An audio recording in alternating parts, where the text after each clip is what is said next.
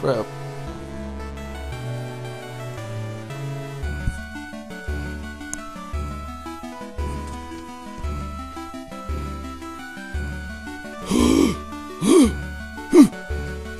No! Sit back.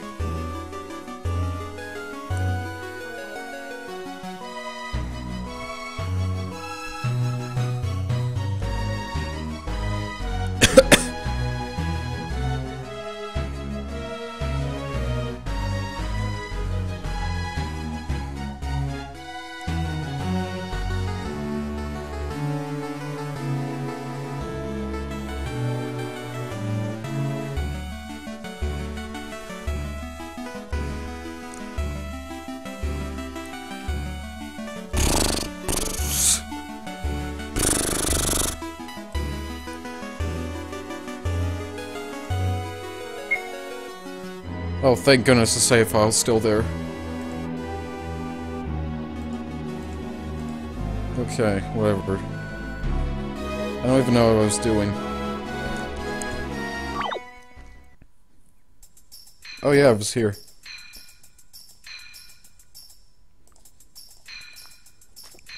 Great. Something doesn't sound right. Is it just my headphones? Why is that so shrill?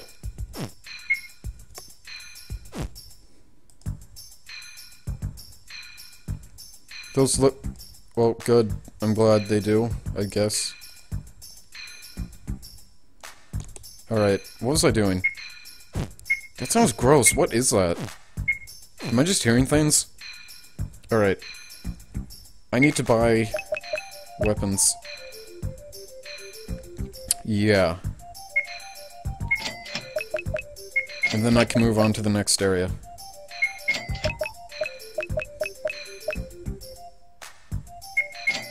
I'm just gonna get best equipment.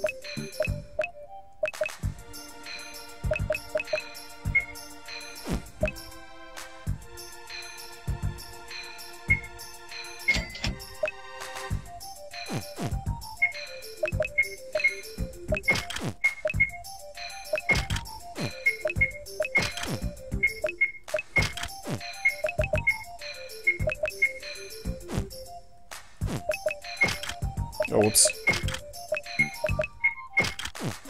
I want to give these to Squidward. He needs to be quick. And then give Robocop the fingerless. Alright. I'm souped up.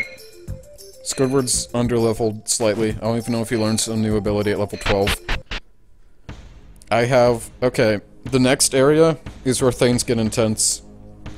So, in last part, I defeated Mr. Skeletor, who is Mr. Skeletor. Skeletor's second in command.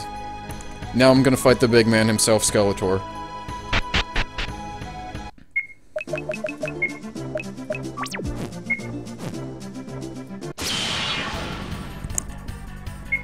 These guys should be a cakewalk now. I think I'm over-leveled for them. Yep, Squidward just did 104 damage. Still kinda hurt.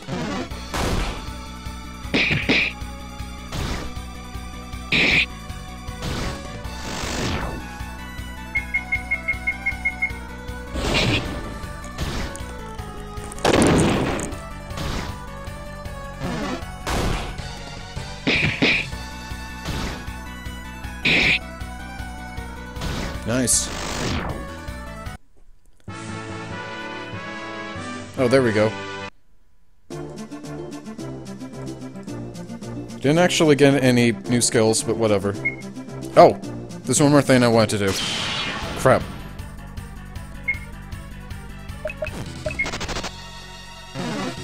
I need to use my humanities and get more mana. I think I balanced this game around the fact that you pretty much need to put all your mana, or your humanity into more maximum mana for your party. Some of the next battles are going to become, like, endurance-based.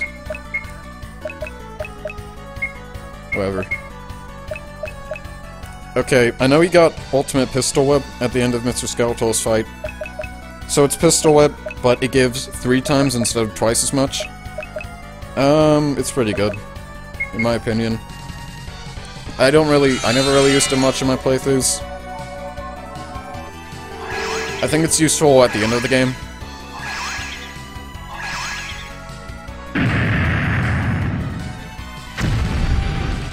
Die. I just want to get to the next area. And try to hurry. Also, you can speed up battles drastically by spamming the confirm key, like I'm doing right now. It makes all the messages go by quicker. Like, they have a set timer, they have like a tick amount. And when you just spam the button, it goes by really quick. For grinding purposes. Actually, you can just hold it down. I don't even have to spam it, you can just hold the button down. That's nice. Never knew that. Which probably isn't a good thing. How much humanity do I have? 3. So that's 50 more max MP. Are there different playstyles you can use? Sort of. You can make your character specialize in different things at the end of the game. It's kind of hard to explain. The characters can kind of do different roles, and there are different, like, items which make them specialize.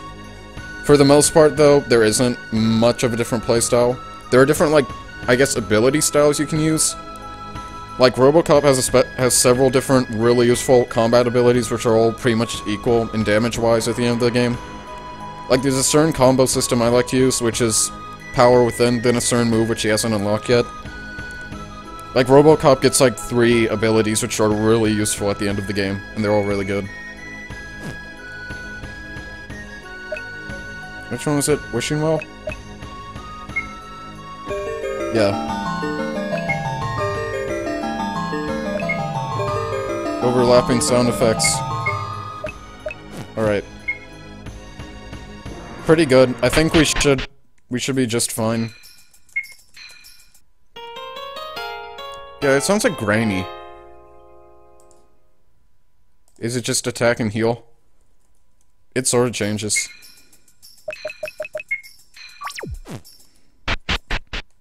I did want there to be a system where, like, if you were below 20% health, you did, like, 50% more damage. So it would encourage you to, like, be on the edge. But I never actually found out how to do that. I tried a lot of different things, it just didn't work. If I ever make a new version of this game, I'm totally adding that though, because I love that. Or, like, there's an item you equip. Darn it. Actually, I'm just gonna...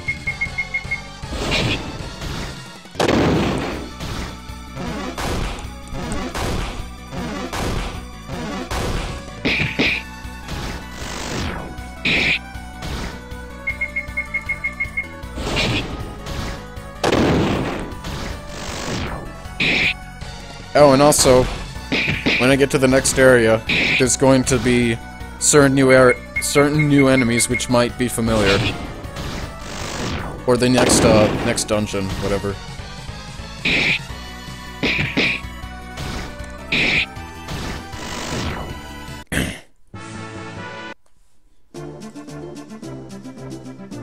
Southwest Airlines or Delta? United Airlines, actually. I prefer- why is it only these guys? I don't want to become over-leveled. You are intended to fight the final boss of this game at max level. Like, you are given a lot of XP later on in the game, so you need to fight- you're, like, supposed to fight them when you're max level and have the best abilities. Which creates some kind of difficult boss fights, because you can't over-level for them. So I like that.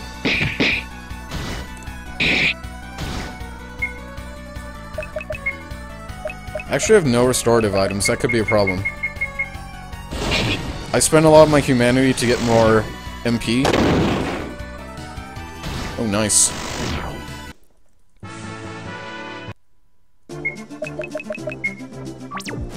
And if you remember right there, Mr. Skeletor's tower was here. But since I destroyed it, I can now pass through here. Oh my god! There's still an enemy type I haven't even seen yet. Thank goodness. What? They all have an equal rate of spawning. That's just weird. I guess it's just luck that I'm only getting one enemy type. This is Chun's fortress.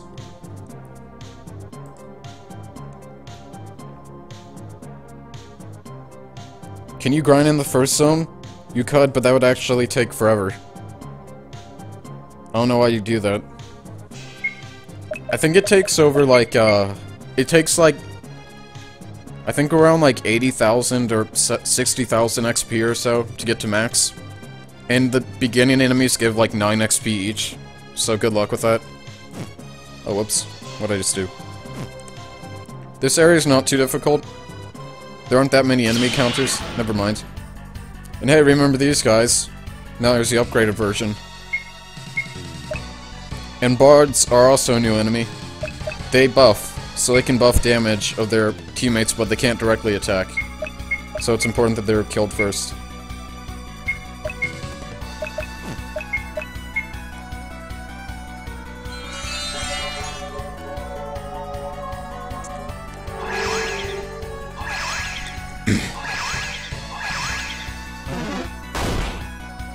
And they struck...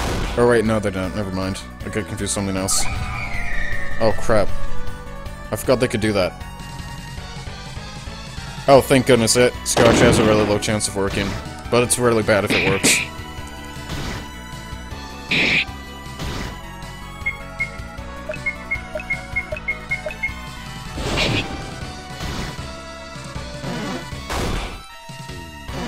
And also, there will be some new equipment upgrades in this area.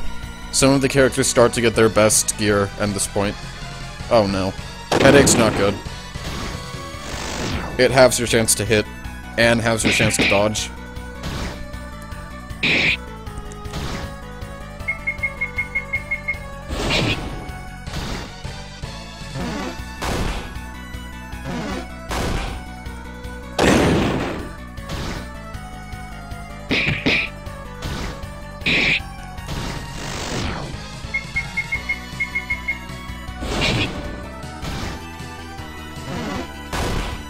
Oh wow, Squirt's almost dead. I should probably do something. Nice. Nice. Quite a bit of XP now. Yeah, it's enough to get a level in a couple battles. Favorite Oni plays boy, Ding Dong.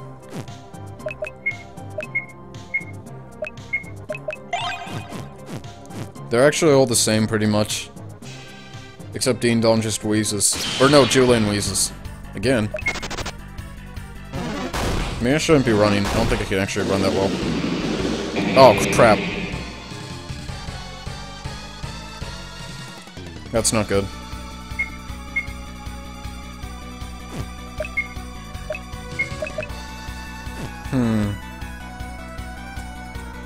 I'm trying to think. I feel like I'm doing something wrong.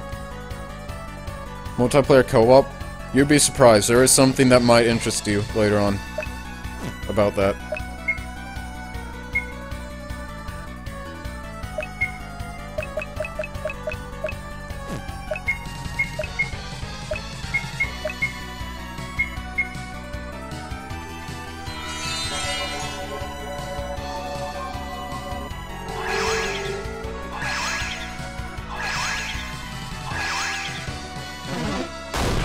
They hurt a lot now.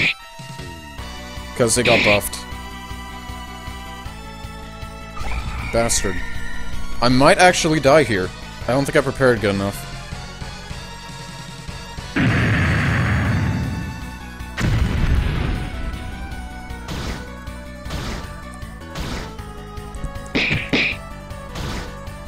Wow.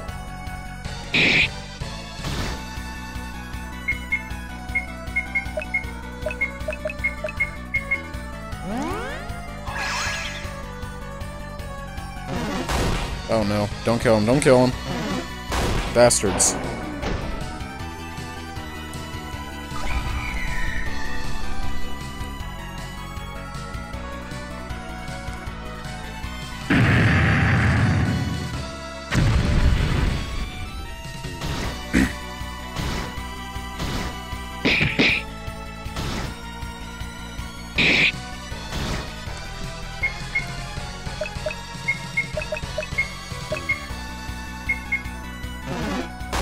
I think I need to buy more supplies. Or I could just grind to level 13.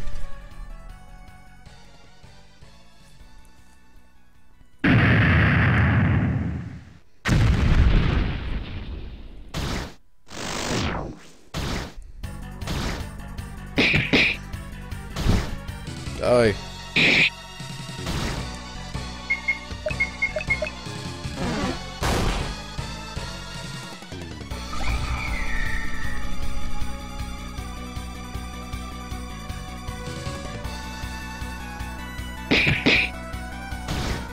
Well, 12 damage. Killed him. Oh, damn it. I wonder if I should put an MP cap on these guys. There. Jesus. Okay, that's actually a good item.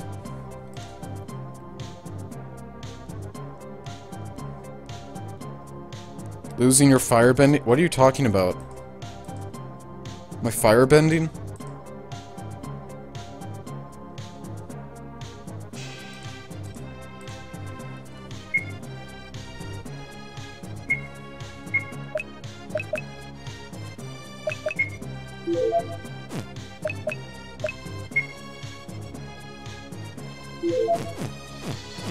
I just want to rush to the next floor, because there's a good item there. I'll save, though.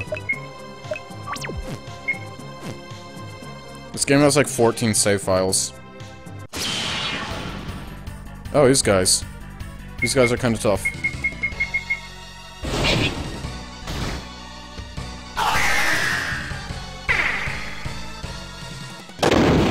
Except when they do that.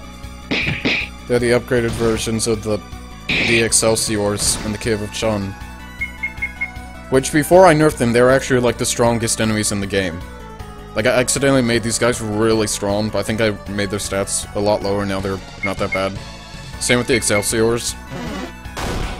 They have, so their attack lets them guarantee they go first, but their attack used to be really bad.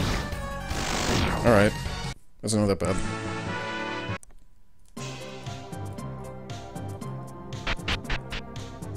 Alright, so there are 3 chests over there. There's some good stuff in that chest, in those chests. Firebane during the eclipse. Oh, those dinguses.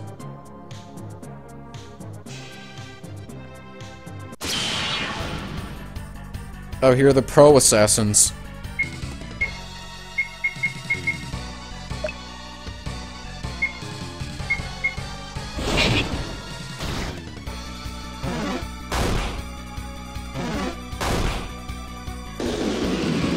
Oh, you bastard.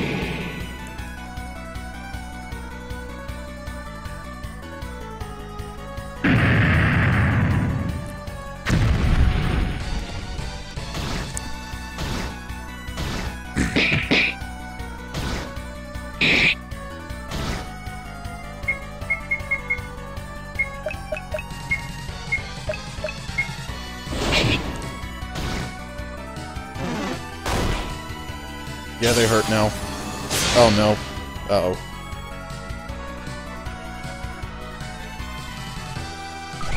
Uh-oh.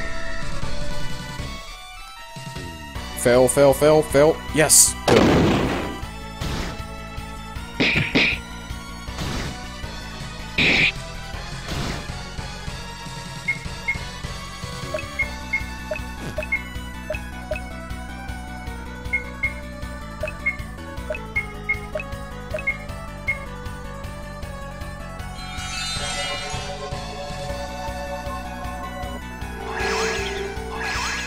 Okay.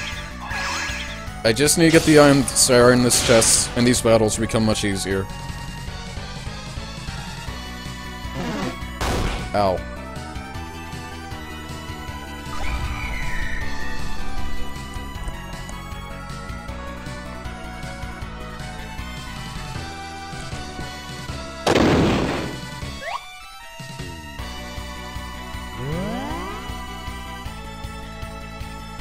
Okay.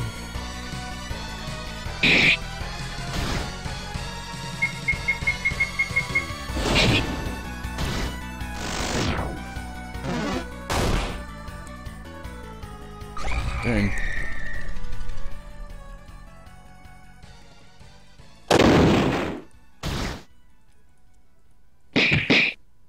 Die.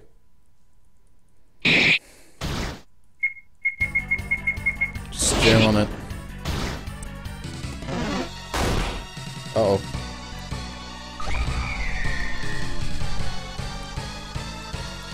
I've seen the cicada fly across my stream.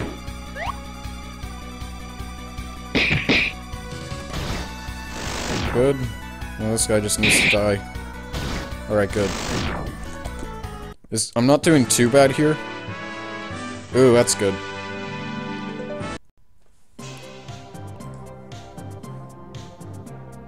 What do you think about the current state of LEGO and their mini-series? Do you think after when was new and what? Ninjago? Like, I don't care about Ninjago. LEGO City Undercover, greatest game of all time. I don't know if he has 420 HP. XD. I'm gonna save again. I just need to get this item that's here.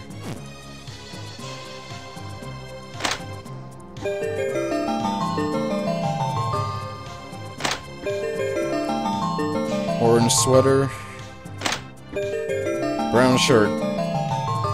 So I just got the best armor for Velma, Squidward, and Robocop. Rick does have best armor, but he gets it a bit later. And the good thing about this armor is, it also has special abilities.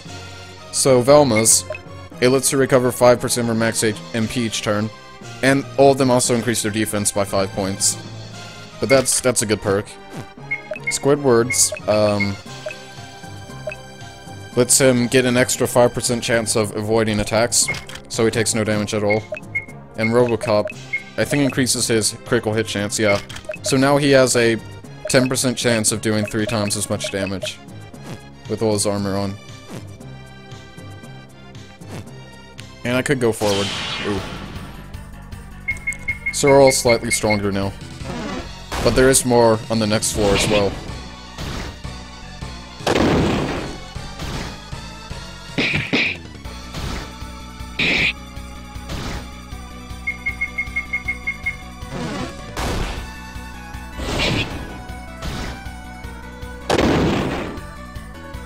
Oh my gosh.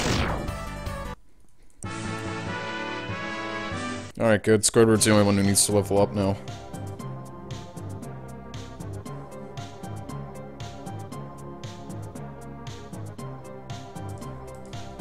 Hey!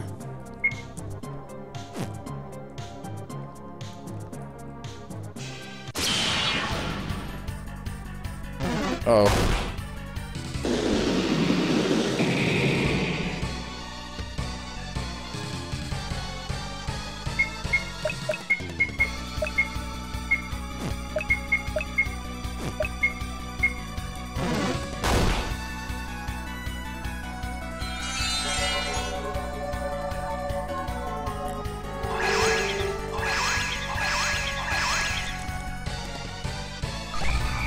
Die.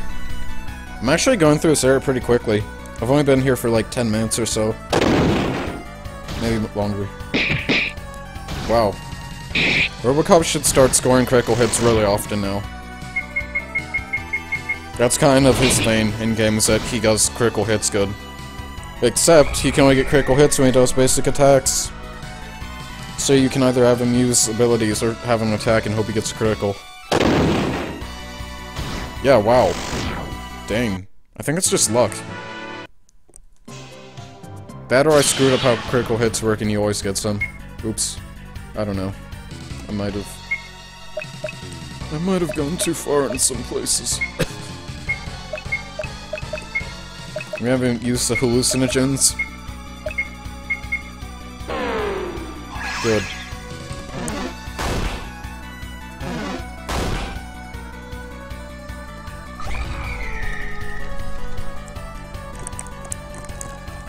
I might consider actually leaving here. Actually, I think I'll just go on.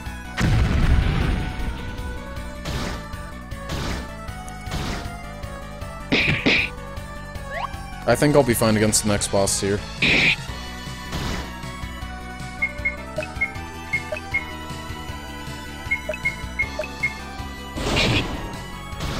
Die.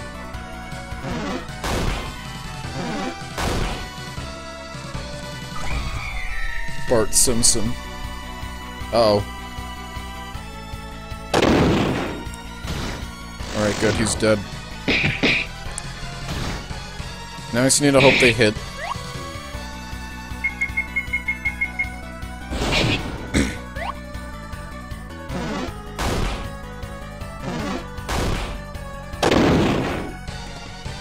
Good.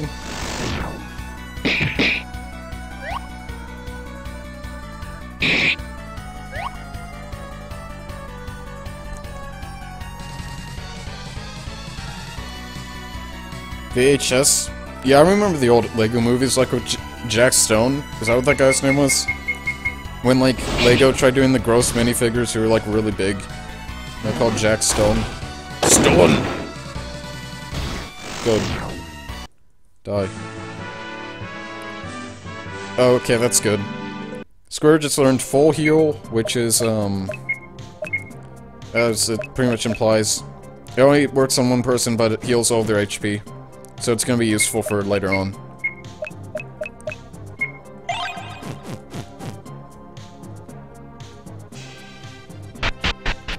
Alright, there are more chests here, and also skeletons. That's not good. So now my party members will start to get their ultimate weapons as well, and they just got their... Wait, what was that? Okay, there's just a car coming. So these are much stronger than their old weapons. So these make this area pretty much more, well, easier. Not as bad. Did the victory music slow down? Yeah, I think I mentioned that. You might notice as I continue on through the game, something happens to the music.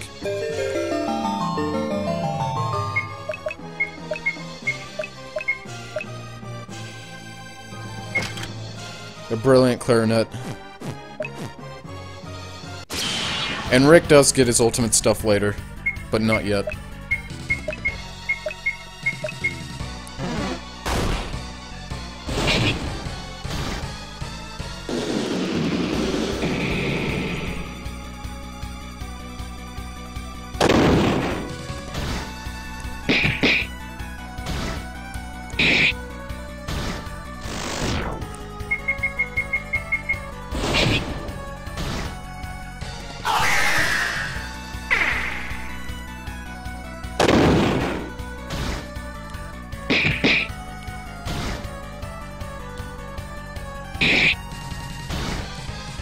Just gotta take this guy out.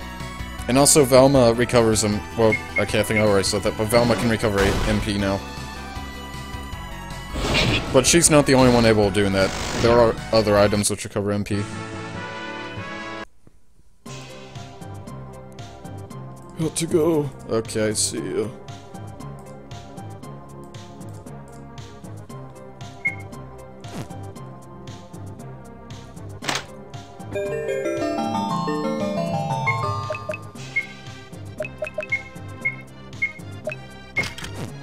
I could just, like, pause here, because there's a series of boss fights ahead. There's some important stuff.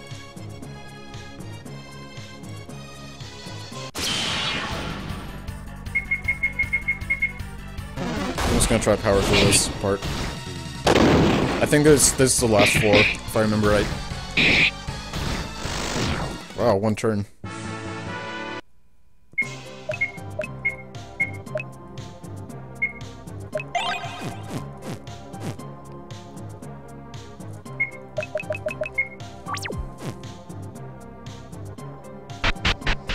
Yep, this is the last floor. A strange message has been carved into the stone here. It says go right first. What a strange message. Varian cheeseburger. Uh-oh. This isn't good.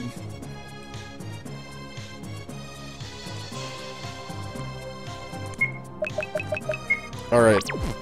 This is gonna be a pretty tough boss fight. This is Skeletor. I don't know if I should fight him now. Should I fight him now?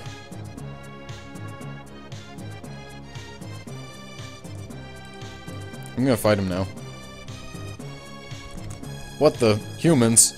What the? Humans? How did you make it past Mr. Skeletal? That's horrible. We have crushed Mr. Skeletal's skull under our boots, and we will do the same to you. Really now? Do you see what surrounds us? Sounds like Papyrus. Sans Undertale. This gigantic army of skeletons! I plan to lead this army against Vilios to win this war once and for all. Your timing was quite impeccable, as I believe a few meat sacks would make a good addition to my army. What are you saying? I'm gonna melt your skin off and turn you all into skeletons. Yeah, right. Prepare to die. This is a big fight. He also learned Majestus. And he knows Power Within, so now we can do some good damage. I'm trying to remember how you fight this dude. Alright.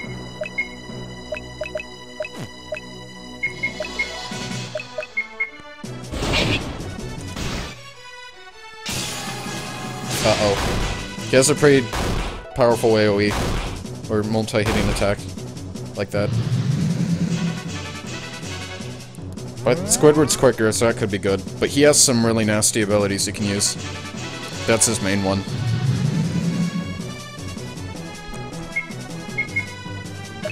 I'm also gonna use, oh wait, I don't have the skill I'm thinking of, never mind. This shouldn't be too difficult to fight, though. I think I'm pretty confident.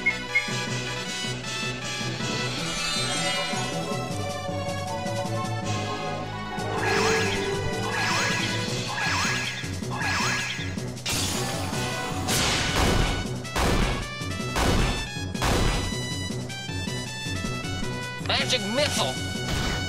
Some pretty good damage.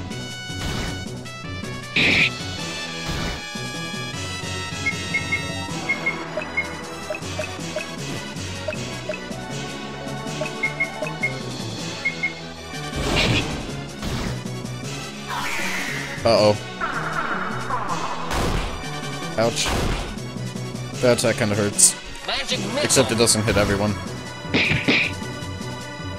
Ooh, nice. Critical. I'm doing pretty good. Uh-oh. I need to protect their power. Because there's a pretty nasty ability you can use. I'm also kind of trying to conserve MP because I'm really low on it.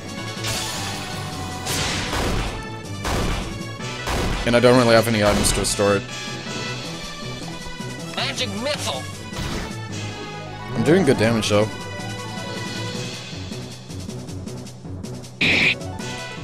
Die, bitch.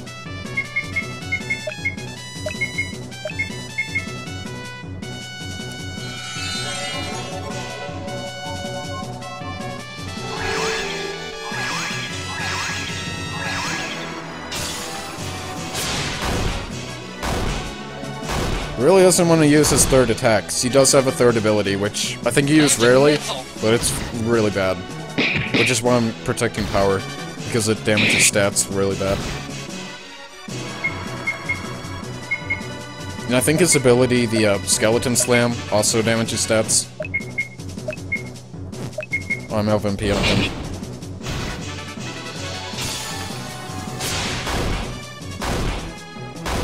Uh-oh. Living on the edge. And now we're out of buff. We don't buff anymore. Alright. This is going pretty well. I think just in case, I'm going to use... restore some of Squidward's MP. And hope I don't die.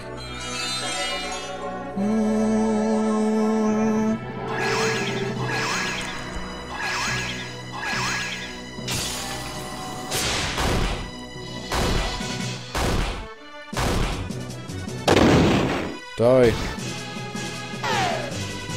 Yeah, weed. Nice.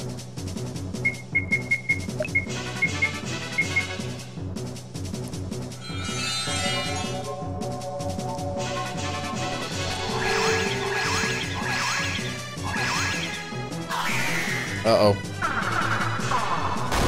Oh, crap. There's that attack I was talking about.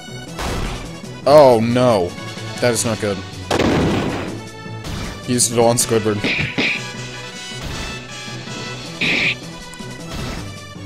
I think he should be close to dead. Squidward needs to heal himself. Oh, what? Oh, yeah, because Squidward's dead. Rip. I can heal him, though. Oh. Oh, no. Squidward's not getting any of that XP.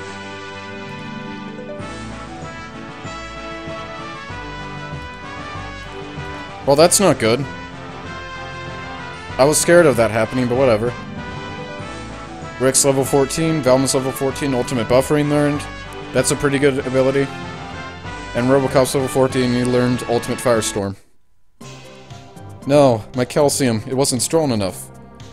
My army, it's fading away. Wait, why am I worried? The void shall revive me. It shall revive all of us. See you in a couple of months, meat sacks. Enjoy your moment of respite while it lasts. Skeletor, as well as all the other skeletons, vanished. And just like that, a legend has fallen. Yes, but we must press on. The void lies ahead. We can end all of this. And hey, they're gone. Alright. This next part's kind of intense. I don't know if you guys are ready for this. Something pretty big's about to happen now that the fight's over.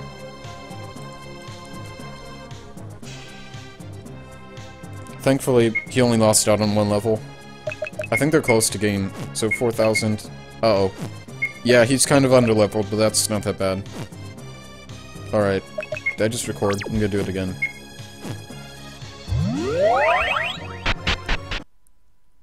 What's this? Oh, I got fully healed. And also, I should probably equip that, so... Skeletor gave Rick his best shirt, which allows him to recover 5% of his max HP each turn. So now he gets 10% each turn, so he takes, like, not much damage. There's a pretty big fight here, though, where something big's about to happen. Pepsi Man, is that you? Hello, Rick. What are you doing on the edge of the void? Rick, there's something I've got to tell you. I can't let you into the void. Pepsi Man, what are you saying? I made a promise to a certain someone many years ago, that I'd protect the void and what lies inside of it. I'm not going to break my promise, not yet. Pepsi Man, who did you promise? What are you hiding from us? It was Chun. He told me right before he died 10 years ago to protect the void. So you're the one Will was talking about. You were Chun's left-hand man. I guess you could say that. Pepsi Man, why have you never told me this? We've known each other for so many years. I'm sorry, Rick, but I had to keep my past life a secret. After Chun's death, I decided to become a Pepsi delivery man, so that I could refresh everybody's spirit with the cooling and refreshing taste of Pepsi. I thought that with Pepsi, I could maybe ease the continent's suffering and sorrow over Chun's death. In fact, one of my first deliveries was the first time I met you. Hey, I remember that. Yeah, we had just installed a new Pepsi vending machine outside the shop, and Chumley had drinking all of the Pepsi we had before we had even opened. And I sprinted to your store and delivered an entire truckload of Pepsi just minutes before you guys opened. Yeah, you really saved us that day. No, Rick, we can't be talking like this. I promised Chun, and if you are not going to leave, then I must fight you. Pepsi Man, I'm sorry, but I must enter the void. My son Corey is trapped in there, as well as my co-worker Chumley. Fine, have it your way. Prepare to feel my Pepsi wrath.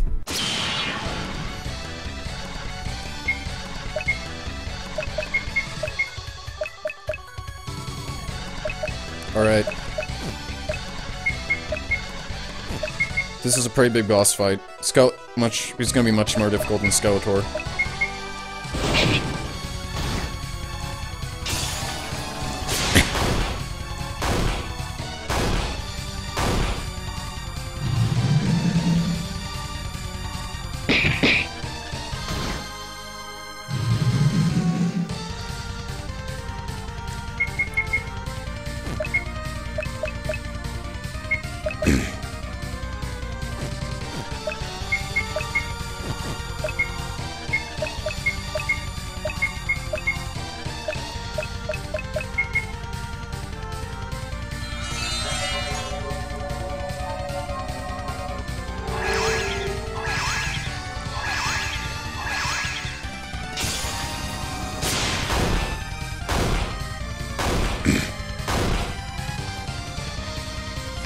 missile.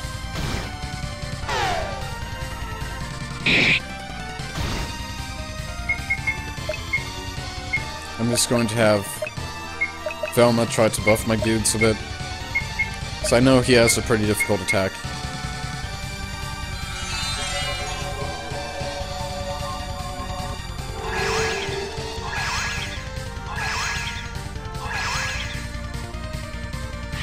Uh-oh. Oh. Oh, thank goodness. Okay, we resisted it. That's really bad if it hits.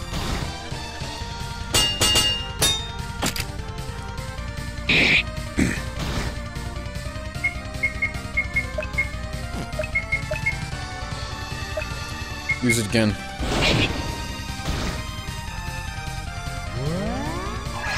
And sometimes he'll do that for some reason.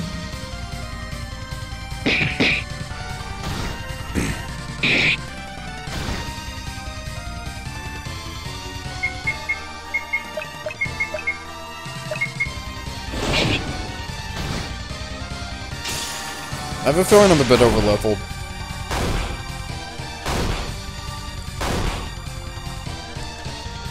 Magic missile. Wow, some good damage.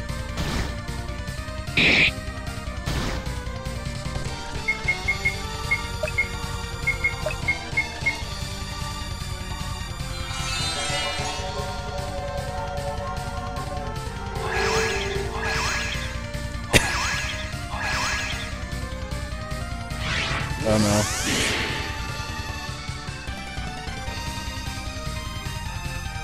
Oh no. That's like the worst it can do. Magic missile.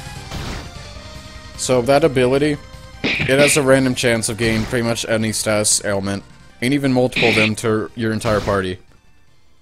But it has a low chance of working. So, that's a bit difficult.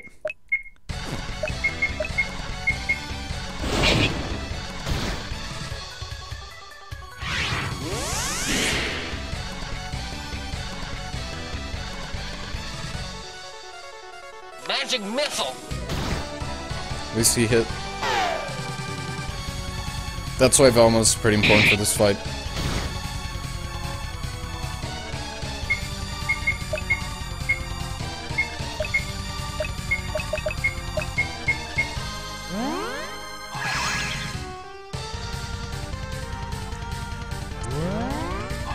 How weird. Magic missile.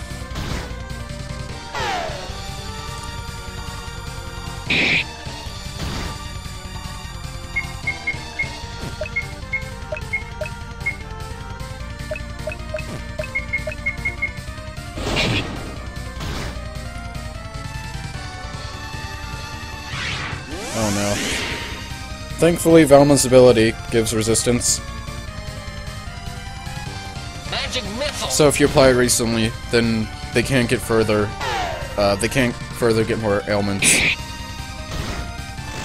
And Pepsi Man's been defeated.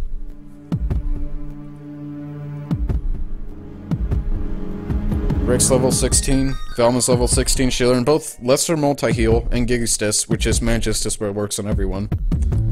Squidward was level 15. He learned Magic Missile, which is the same as Robocop's. So now Squidward actually can do things offensive.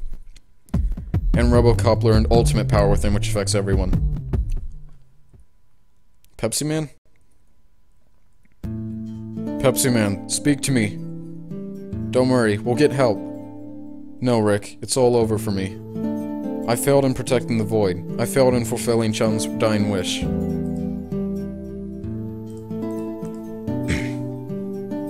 Looks like you're entering the Void after all. Pepsi Man. You there. Yeah, I'm talking to you. Who, me? Yeah, you. I saw you with what you just did to those skeletons. Your affinity with fire is quite impressive. Thanks, I guess. Who are you? My name's not important. Not yet, at least. What you should know is that I'm a little crusade of sorts against the skeletons, and I want you to join my group. I don't know. I'm not much of a fighter. If you don't think you're a fighter, then what are you? Well, I've always wanted to deliver soda. It felt like my life's calling, you know? Soda, huh? You think you'll save the world with soda? Save the world? No, I just want to... Look, kid, in this day and age, only steel and magic will save us from the skeleton menace, and I have pledged my life to save humanity. But if you are perfectly fine with putting your natural skills to waste in order to make a quick buck on the other side of the continent, then I won't stop you. Hey, wait. If you really think I'll be of help in the war, then I will join you. Really? That was quite a quick change of mind. Well, what you said makes sense. I'd rather spend a day's fighting if it means things will change for the better. Good to hear. I'll let you speak to my knights to get acquainted with things. What's up, kid? Name's John Cena. I'm mainly a patrolling guard around the continent. I'm Will Smith. I moved all the way from Philly to join up with this squad. I do the same thing as John, but I'm stationed further north. So neither of you really are ever around the Vilios region? Well, think about it this way. If we left the other regions unmonitored, we would have all been killed by skeletons by now. Yeah, plus we find many guards and sellswords to recruit down there. I guess that makes sense. My goodness, it looks like you guys are best pals already. Yeah, see, we kinda just met him. Wonderful. Now come with me, rookie. It's time to see how you can stomach being on an airship for several hours. And after that, we will need to deal with an approaching horde of skeletons headed straight for Vilios. And after that...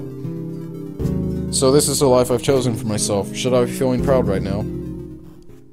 Rick, I want you to take this. Pepsi Man gave Rick the ultimate merchandise. I also authorize you to use Chun's airship, the Bonfire, up on the hill over there. You can use it to break through the void, or use it to fly to the northern islands for all I care. Good luck, Rick. Pepsi Man breathed his last. Let's go, everyone. We've got an airship to fly. And this is the last area of the game, the void. And now we can use the airship. And with the airship, we can pretty much go wherever. So now the game opens up a lot here. There's a strange structure here.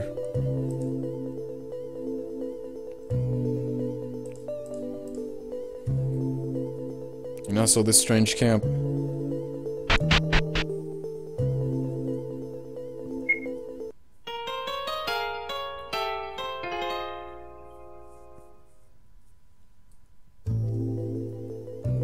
So I guess let's go inside this castle then. Rick, is that you? Chumley, there you are.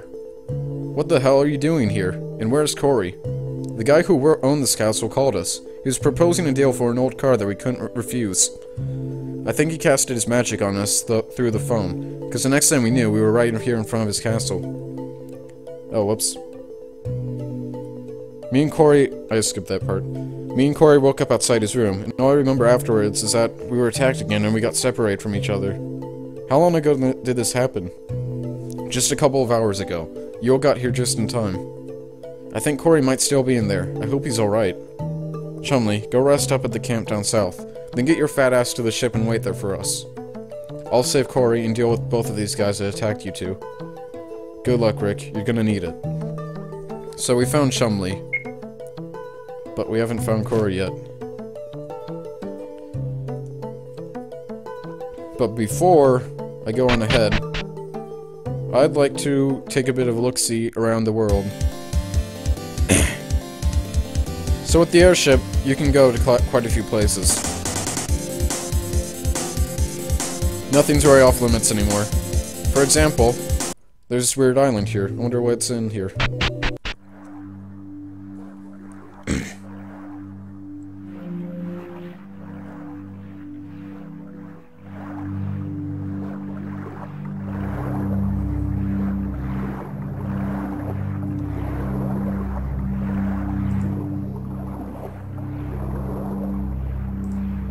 Alright. Say, what's this hole doing here? It looks man-made. Perhaps it's like an exhaust pipe for an underground facility. Only one way to find out. Hello? Anyone down there? Hey, who said that? I'm Rick Harrison, and welcome to... Oh, it doesn't matter. Why are you guys disturbing me? We didn't mean to disturb you. We'll be leaving now. Wait, before you guys go, there's something you could help me with. Well, it's not like we were supposed to be saving the world or anything. I'm sure we could help you. Oh, great. But first of all, what exactly is this that we are speaking to you through? Oh, that? That is my air hole. I live in a pimpin' mansion underground. I'm stinking rich, dudes. Well, that leads me to my next question. Who are you? Who am I?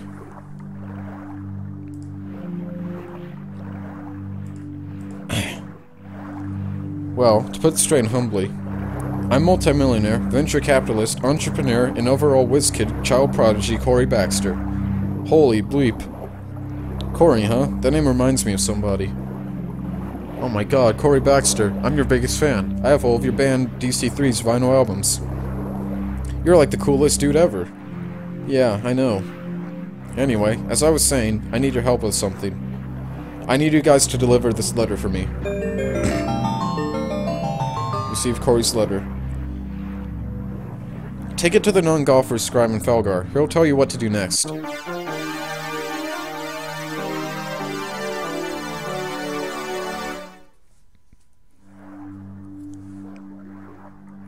Good luck, guys. I'm really counting on you to get this done. We won't fail you, Corey, that's for sure.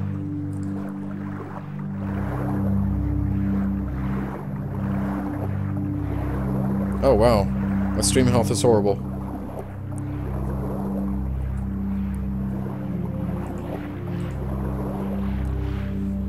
That ain't good.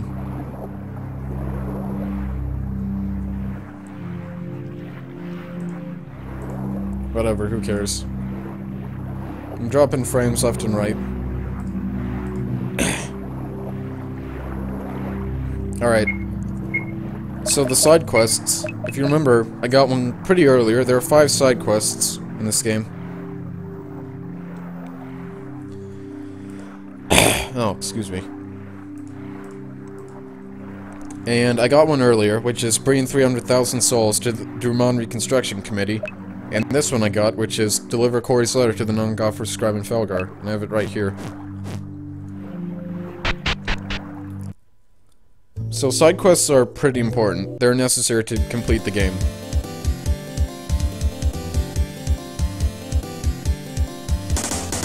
There are a few other areas, though, as well. For example, the strange rock here. The strange rock here, which was blocked off by the mountains before. I can go in here. Except, a large marble stone sits here. There are 2 slots in the stone. It seems as if a sword could be wedged into each slot. Rick tried to jump over the stone, but a strange force pushed him back. So there's nothing I can do here for now, but this place will be important. Later on.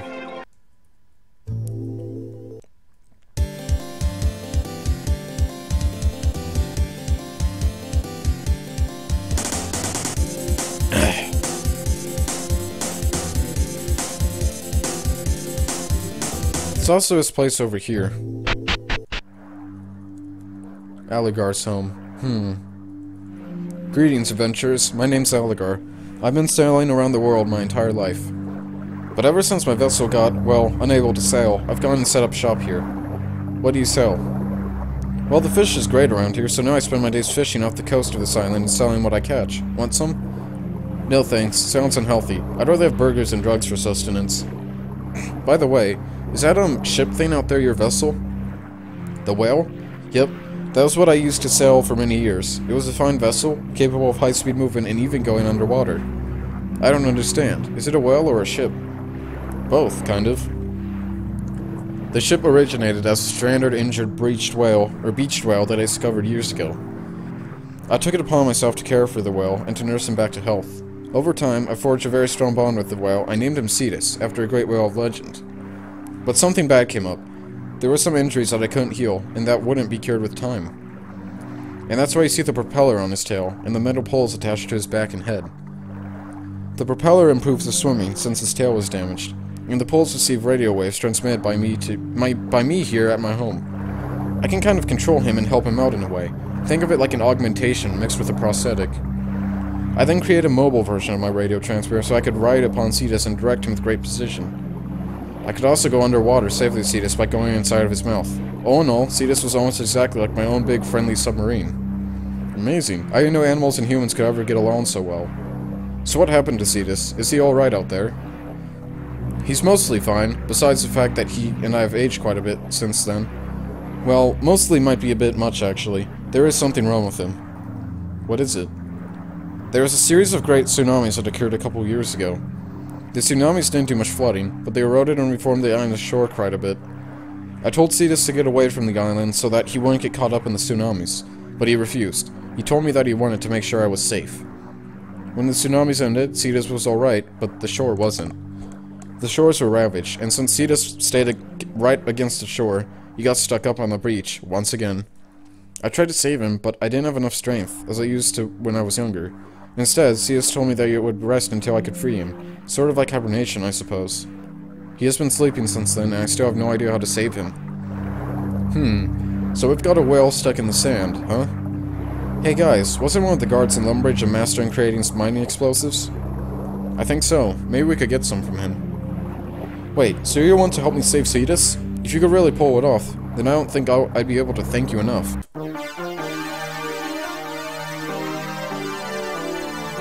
And another side quest. If you're able to get those explosives, bring them to me and I'll do the rest. Thanks again.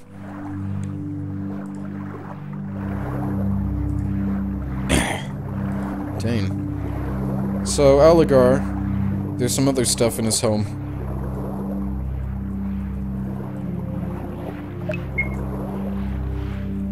Such as this.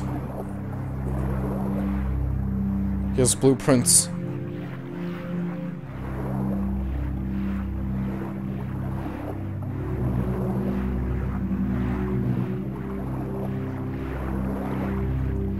And there's a drawing here.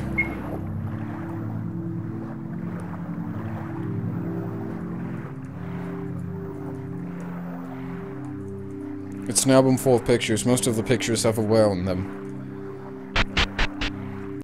And here is Cetus.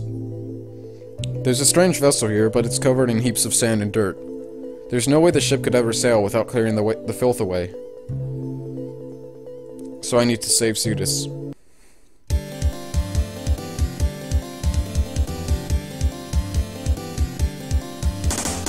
And finally, or no, not finally, but there is another side quest over here. I'm just gonna do all these because they're important. Whoa there, friends. You don't want to go any further. It's dangerous beyond this fence. Why? What's happening? Those scientists are conducting very serious experiments. They're trying to create a teleporter to another world. Sounds exciting. Any way we could help out? Well, I suppose we could use some supplies. We were given quite a bit of money to start off with as a grant, but we used it all to buy the more expensive and rare supplies, like diamonds and stuff. I guess the supplies managers forgot a few things. What will you give us if we help you all out? We could use a few extra test subjects. How would you guys like to be the first to trial the teleporter when it's completed? Will it be safe? Hopefully. We'll also let you keep whatever artifact you find on the other world. That could be valuable. What do you need exactly? We require 5 super burgers, 5 Lord Souls, and 5 hallucinogens. Let me guess, the burgers are just for you guys.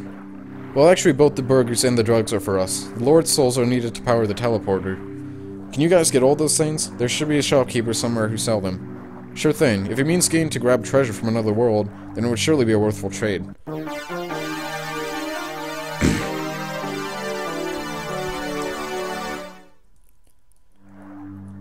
Good luck with that item fetching, guys. You'll be helping us out a lot. So, I'm just accepting all the side quests for now. Though I'll try to complete them all. I guess first of all, I should go explore up here. There might be something out here. So this is like the edge of the world right here. This music's loud. There's the void. But if we keep going further, to the top left of the world, there's an island here.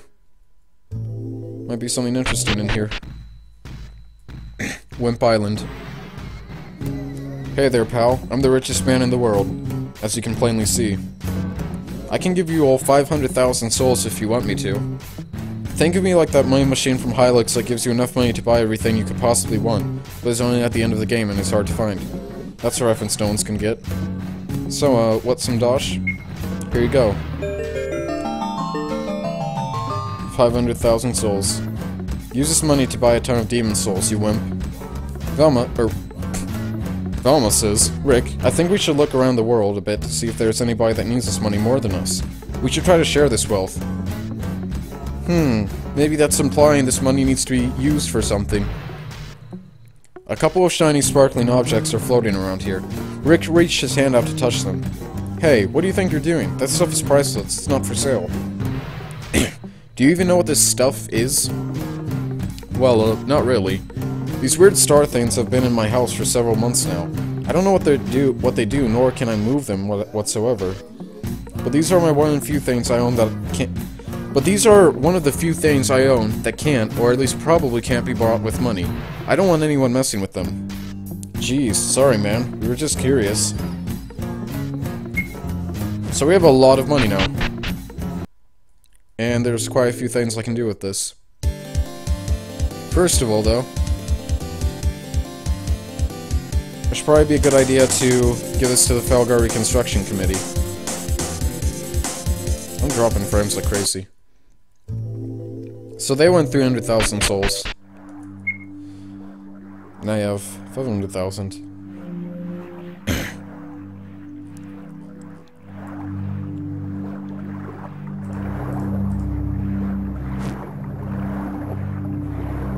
So here's the guy who wanted them.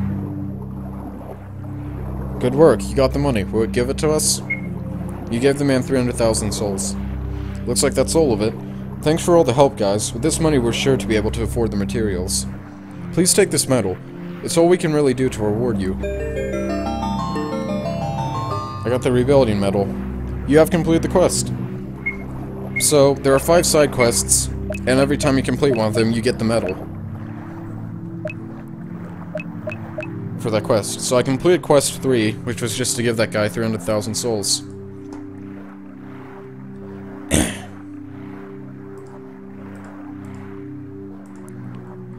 Whoa, back, someone update me? Oh, no. Okay, you might have to go back in the stream, but there was a big fight you might have missed. There was a pretty important fight. And right now... So, I, went through Skeletor's castle, I defeated Skeletor, and I defeated a certain someone. And I received access to Chun's airship, which is right out here. And it allows you to pretty much go anywhere. There are a lot of areas you can't go to, which are, like, outside. Like over here, for example. But, now I must require 5 medals. And I'll actually say why. If you go up to the way far north of here, there's a strange door here. And there is a video that showed about this place a while back that I saw. In the Gold and Silver Pawn Shop. A gigantic stone door lies here. There seems to be no way to open the door normally. The only thing of note are 5 circle-shaped slots, and the word medals written near them. You do not possess the first medal. So I need 5 medals to get inside here. And I'd like to do that before I move on. So there's Wimp Island, where I found 500 souls from, so I have 200,000 souls now.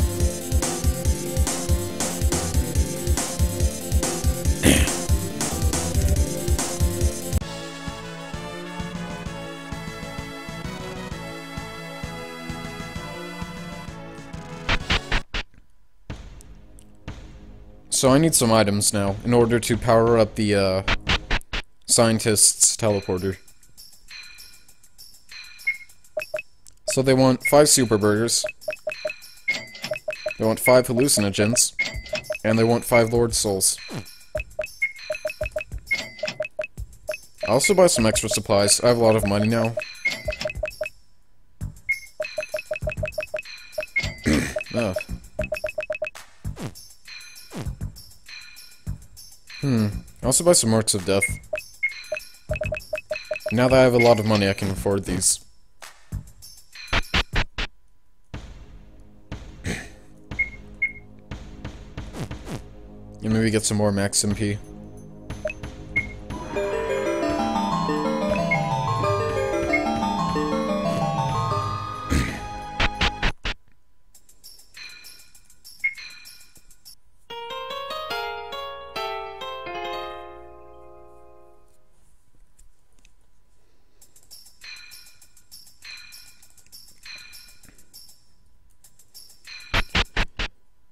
So now that I got the supplies they want...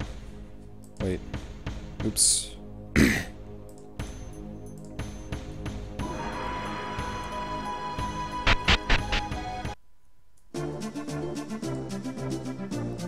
I want a Snapchat.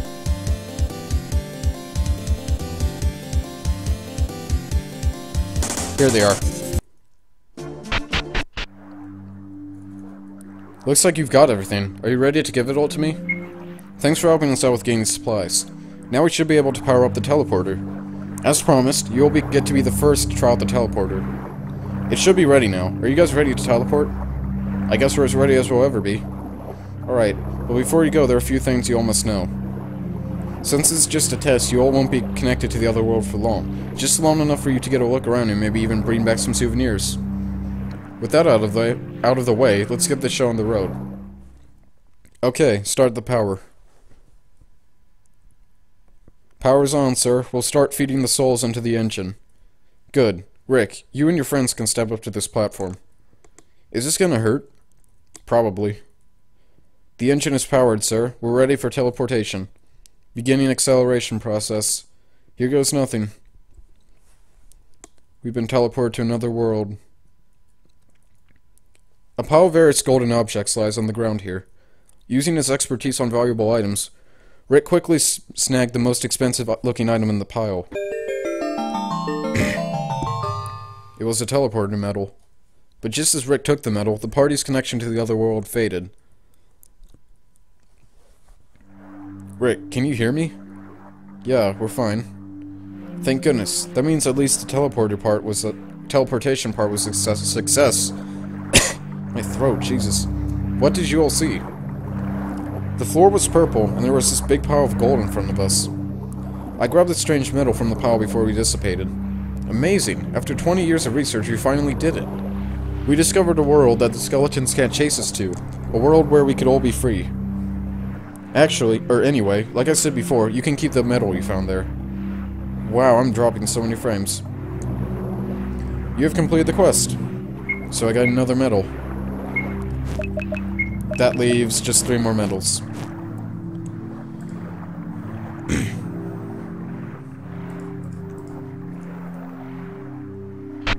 So I guess I'll do what, Corey Baxter needed. So Corey Baxter wanted me to deliver a letter to the scribe of the non-golfers in Felgar. And if you remember right, this guy was the scribe. That letter is for me? Here, let me take a look at it. Break into the HQ, take point of the castle ruins, halt shipment of supplies. Let me guess, Corey Baxter wrote this, didn't he? How'd you know? Corey has been supporting our cause against the golfers for years now. He donates much of the money he makes to us. I bet at least 50% of our funding comes from him. I didn't know he was such a philanthropist. That's not all, though. Corey's also a very gifted strategist who makes many great suggestions to us. That's amazing. I didn't think Corey had a warmongering bone in his body. He's boneless. But that's not all. Corey is also skilled in hand-to-hand combat and has secretly helped train close-quarters combat techniques to many of our operatives. Huh, so that game Metal Gear Corey wasn't fiction after all. Anyway, with Corey's suggestions on what our group's next actions should be, I have finished our battle plans. Receive the battle plans. Could you please take these plans to another one of our operatives? He is located somewhere in Varios, I believe. What's a non-golfer doing in skeleton territory? The one who requires the plans is a great war general. He has claimed that he's such a great leader that he can deal both with the golfing wars and the battle against the skeletons at the same time. He doesn't sound very reliable. Whatever. Look, just please deliver the plans to him. He should be residing somewhere in the bunker. So there's another part to this quest. The Missing Squid DLC? What? What Missing Squid?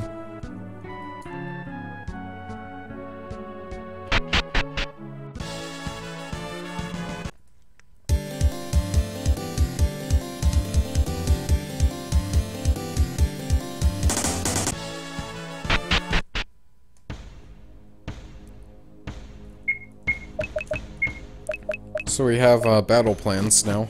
We have to deliver them to a man in here. But it's this guy. Nope, not him. Maybe it's this guy. Nope. Well, maybe it's this guy. It is. What do you want? I'm very occupied right now. We came to deliver these battle plans. They were made by the scribe in Felgar, with the help of Corey Baxter. Yes, I could guess pretty easily. He's the only one around here who, besides me, doesn't have their head up their asses when it comes to battle strategy. With these plans, we can start our next advancement against the non-Gophers. Advancement? So the battle is really still going on? I thought that with Golfman gone, the feud would have been over by now. That's not the way it works, unfortunately. The Golfers are still just as radical towards their beliefs as before. And I bet they have already chosen another leader. That's not to say, though, that what you did didn't even slightly turn the battle in our favor. In the time the Golfers were leaderless, we were able to regroup our operatives and further strengthen our plans. I have a much better feeling we'll successfully carry out our missions better than before. But back to Corey. I'm sure he'll want proof that his ideas came through and were recognized, so take this. The presidential bobblehead. Corey goes crazy over these things for some reason. I guess he collects them. Squid? What are you talking about? Well, like the company who made the Super Mario Super Show? DIC? Reminds you of those horrible drawings on the Splatoon 2, Miiverse. Like, there are kids playing that game. Stop. Please. Think of the children. So now we have the presidential bobblehead, which Corey really likes. He likes these things. Let's give it to him. Hey, have you guys delivered that letter yet?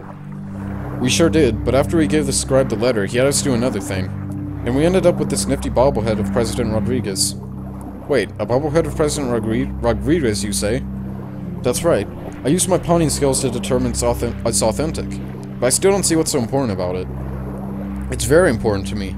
I went on a mission to collect bobbleheads years ago.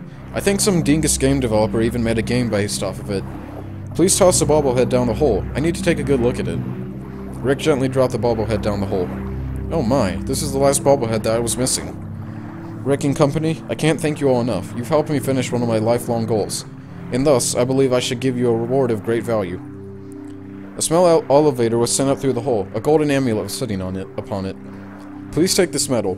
I know it may look like any other medal, but I have sensed a strange power emanating from it. I'm sure it has some great use to you all. And there's the Corey Baxter medal. You have completed the quest. Thanks, Corey. We'll never forget this. No problem, Velma. If you guys are up to it, then you all should come visit me at AnimeCon next year. I'll give you guys backstage passes to my panel. We might just have to take you up on that offer. Very good. See you all later. Corey closed a hatch in the hole, preventing further communication. Isn't he so dreamy? So that's 3 medals down. And now we still have quest number 4. So we need some explosives. And apparently, there's a person near Lumbridge who has explosives, so we need to get some from him.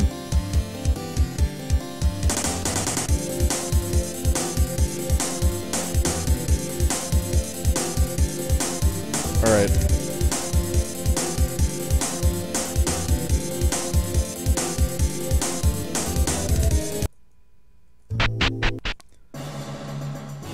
Man, haven't been back here in a while.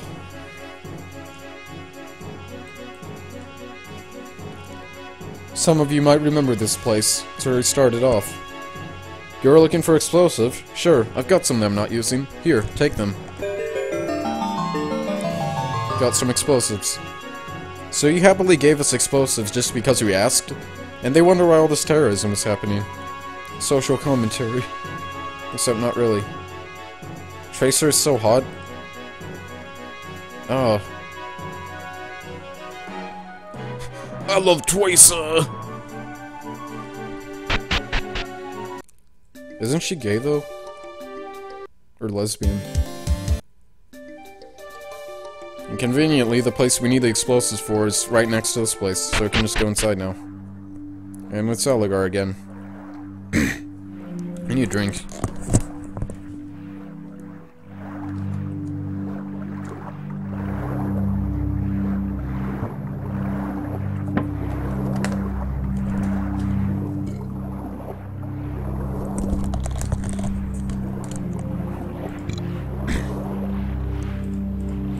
Alright. You got them. I'm so excited. I'll set them up around Cetus right away. It doesn't matter that she's gay, she's fictional. She's my waifu. Alright, everything's set up. Thanks for placing explosives for me, guys. I wish I could have done it myself, what with my condition. Anyway, let's see if this works. This part's really boring. Sorry if you guys think this is boring. I'm kind of just reading dialogue. It's kind of intended to be played single player, but I'm doing a reading of it, I guess. I'm into Orisa. I don't know, Torbjorn's pretty good. Dude, okay, look, if you're not into Winston, if you don't like that giant gorilla man pummeling you to a pulp in bed, then you have no taste. I'm just gonna be honest. Who's my Overwatch crush? Bastion. It worked, he's free. I can't believe it. I never thought I'd ever get to be with Cetus again. Come on, everyone. Let's get out there and see how he's doing. Oh, Bobby. Aligar, what's wrong? Oh, I'm fine. It's just my legs. I can barely do anything with them. Hang on. Oh. Don't strain yourself. I can't do this. What was I thinking? Aligar? Rick, I'm turning 72 years old next month. My health is only becoming worse. It takes me an entire day just to get around this damned island. There's no way I'd ever be able to ride it well in my condition. Rick, I'd like to think my dreams came true the second I met Cetus on those shores many years ago. There was nothing in the world that me and Cetus couldn't go to. We both felt freer than we ever had before. We spent so many days together, wondering where we would go next. Rick, I want you to know how much Cetus means to me, because I'm giving you full control of Cetus. Really? I don't know what to say. You don't have to say anything. You were the ones who saved Cetus, so I know it makes sense that you'll become his new owner. I'm sure Cetus is just as strong as he was before. Whales like Cetus don't age as much as humans. I bet you could still use him to explore the underwater trenches of the ocean. I'll also give you my transmitter so that you can control him precisely. Thanks, but even with the transmitter, do you still think that he'd take orders from us? He doesn't know who we are, you know? I suppose you're right. I know. I'll give you this medal. It was a gift from Cetus. He'd know I gave you guys control over him if you have this. Are you sure you want to give us this? Doesn't it mean a lot to you? No, it's fine. I have many mementos from Cetus. I'm fine with sparing one. And there's another medal. There's just one more now. Wonder where it could be. You have completed the quest. Thank you, Aligar. This really means a lot to us, and we know how hard it was for you to do this. No problem, Rick. Now why don't you guys get used to Cetus? He has a great personality once you get to know him. I would know. Goodbye, Aligar. Goodbye, Rick. Goodbye, everybody. And goodbye, Cetus. It's been so much fun spending all those years together. And now we'll finally get to have a new adventure. Farewell, my best friend. He's sadly gazing at an old picture. It would be best not to bother him right now. So now the dirt blocking Cetus is gone. We can finally ride Cetus. So now I've unlocked both of the alternative transportations in this game, or ways to move, which is both the airship and Cetus. And there are, well, you can pretty much go anywhere at the airship. There are certain parts which you can't go to, and you need to have Cetus for. Who's my oh, Winston. So now we can ride Cetus. And there's this strange thing here. Looks like there's a little, like, mark in the ocean we can go to. It seems that there was an old key line on the ocean floor. A rusty key. I wonder what this key goes to. Let's try and find out. Maybe we'll unlock something like a pirate's treasure chest.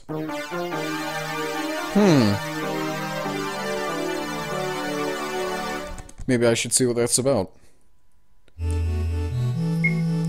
So this is the last quest in the game. Or the last side quest, in order to open the door. I need to find where this key goes to. And there are no battles when you're in an airship or when you're riding Cetus.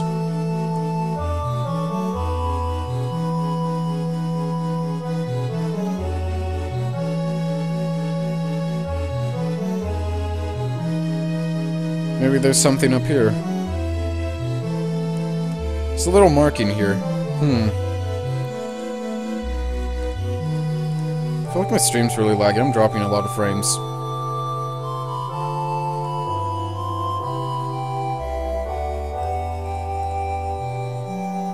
Alright, let's see what's here.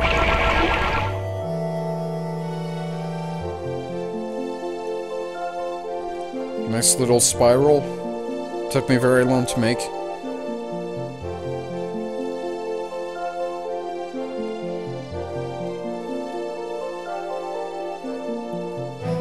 There is a rusty lock casket on the ocean floor here. But the rusty key you found earlier was a perfect match for the lock. The ocean medal. I've completed the quest. So as of now, there are no more side quests to do. I've done all 5 of them, and I have all 5 medals. Corey Baxter medal, Teleporter medal, Rebuilding medal, Cetus medal, and the Ocean medal. So now, I guess I could see what's in the door. There might be something very interesting there. Who knows? Well, I know, but I made the game. But for suspense reasons. So this is something I kinda wish I changed, but Cetus has no more use now. Those are the only 2 areas where you can really do anything with them. Though if I ever, like, add more stuff, then I might make it so that, like, you have to use Cetus to get there. Like an underwater tsunami or something. An underwater tsunami. What does that even mean? Like a trench. The Mariana Trench. The Marina. Marinara Sauce Trench. Damn. Good lord. I have a feeling this is too loud. Alright. Let's see what this door has to offer now that we have all 5 medals. And we can enter it. Door hype. 1, 2, 3 door giveaway. That's an old meme. You put the first medal, the Corey Baxter medal, into the first slot. The second medal, the Teleporter medal. The Rebuilding medal. The Cetus medal. And finally, the Ocean medal. The door suddenly swung open. You may now enter it whenever you like. So now that I've done all the medals, I still have the medals, but now I can enter whenever I want to. There are some interesting things in the door. It's a very weird place, but it's essentially the last town, I guess. In a way, it is a town. Even though it's not really one, there are some very important things you can buy here, and important things you can do here. So there's or what does this say, actually? Welcome to the door. To the left is the secret shop. To the right is the FFJaw online mode room. Ooh. So for those of you asking for multiplayer, it is in the game, I just didn't want to spoil it, and we can take a look at that. And ahead is your true prize for completing all the side quests. But first of all, I want to see what this orb's saying. A strange looking blue gem is floating in the air here. Would you like to touch it? Jeez, why am I dropping so many frames?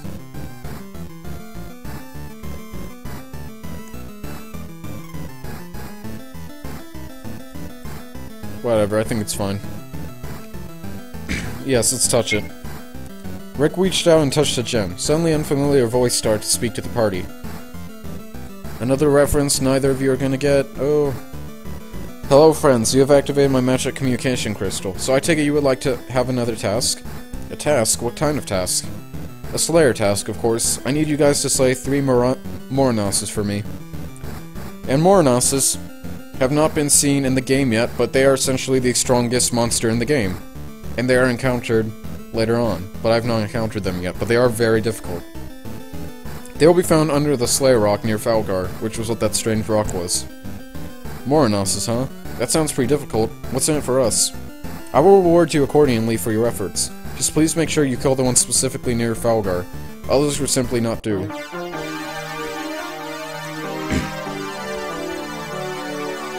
I guess this is technically a side quest. Have you any tips for us? Don't die. Thank you, Duradel. Not complete the task yet. So there's no new items, but now we can... I don't want to do that until I'm max level, because Moronoses are very difficult. They hurt a lot. They're the strongest monsters in the game. I think I just said that. But I really don't want to attempt this now, so I'll keep that in mind. I'll do that later. For now, though, let's see what's in this secret shop. Humanity. This person sells humanity for 50,000 souls each. I wouldn't say it's a very good deal, but if you have a lot of souls to spend and you need humanity, you can just buy it from him. I sell the strongest equipment you can imagine. Don't expect any of it to be cheap. And this guy sells a copy... Oh, whoops. I should actually equip... I forgot to equip Rick with the best merchandise.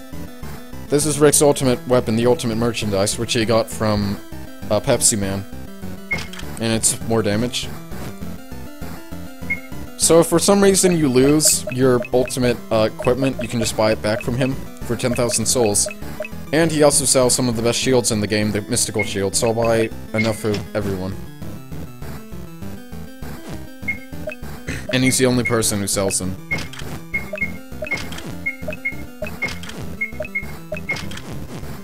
There's also this strange man here who looks kind of familiar. Aren't you the Mayor of Falgar? Oh no, the Mayor of Falgar is my younger brother. I'm just a master smith. If you have any difficult projects for me and the necessary materials required, I'd happily put my talents to use for you. So he's also going to come in handy later. This last part of the game, I kind of don't like it because it's a lot of dialogue, which doesn't make playing it very interesting, so sorry if you're getting bored from this. I don't know, I intended for this game to be played alone, so... But whatever, let's check out the multiplayer room, and do some, maybe try to do some online co-op. Which is possible in this game. Welcome to the FFJA Online mode. Please enjoy your stay. Online mode is great. I've got to play the cooperative mode with my friends, and it was the best thing I've ever done in my life. Nice. Did you enjoy the true final Did you know that the true final boss of the game lies within the online mode? He's very tough, though. Don't even think about going up against him without at least a 16-player party group. Did you know that you can get new party members using the online store? I was able to get Santa Claus, Shrek, and Attila the Hun on my team. So if you're ever tired of your current party, you know where to get a new one. I don't know, my party's pretty good. I don't think I'll do that yet. Did you know that the only way to get Clown's ultimate weapon is by invading 100 other worlds? Sure, it takes long, but it's definitely worth it. Clown. Did you know that you can learn over 200 new abilities using the online mode? Wow. I'm so glad the game developers decide to put an online mode into this game. Nowadays, game devs get so much crap for adding online modes to games that don't need them at all, just in order to slightly increase the player base. But FFJA does nothing but benefit from it. I've been streaming for a while, hour and 30 minutes. It's probably about 45 minutes till I beat the game or so, maybe in an hour. Sludge Man, this is where you've been all this time? That's right, Rick. When I'm not giving information, I'm getting summoned to help fight bosses.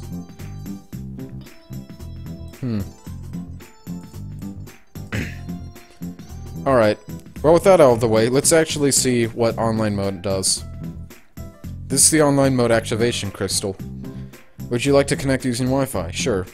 I hope it works. Begin connection process. Please press the confirm button to continue. I just pressed it. Alright. I've gotten it to work multiple times. It should work fine. I don't know if, like, the fact I'm streaming it's gonna make a difference. Searching for server connection.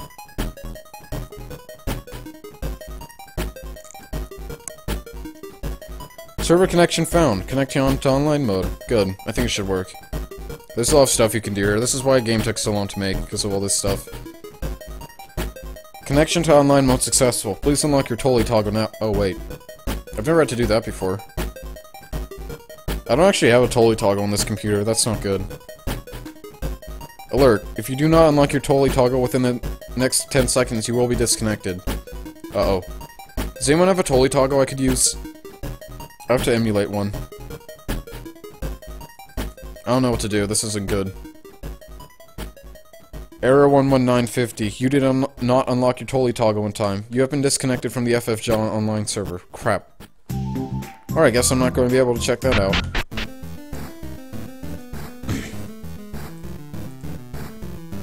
Whatever. So there's one more thing in the room. At least now. The room becomes important on in the last area. So basically there's one more big dungeon to do and then the game's over. There are about 3 more boss fights. But I will come back to this place later. The room is important later on. But there is this weird door here. I want to see what's in here. Your true prize for obtaining all the medals lies beyond this door. Are you sure you are ready for it? Sure, why not? Let's see what this has to hold for us. Me, whatever. We, whomst. You spent so much time and effort to get here. This would be a lot better if it was like...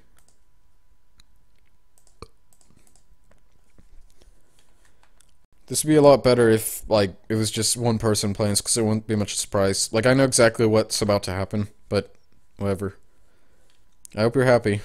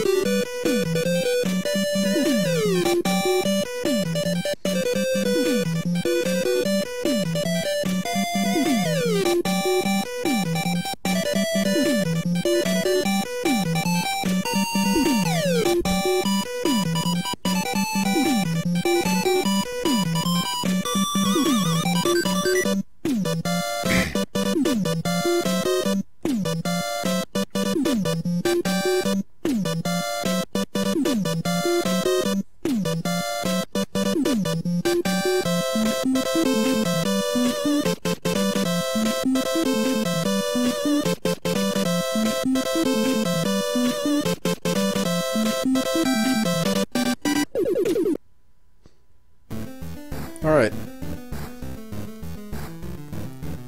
There's nothing else for me to do here, so I'm just gonna leave. Totally toggle? I don't know if you have a totally toggle, you can try.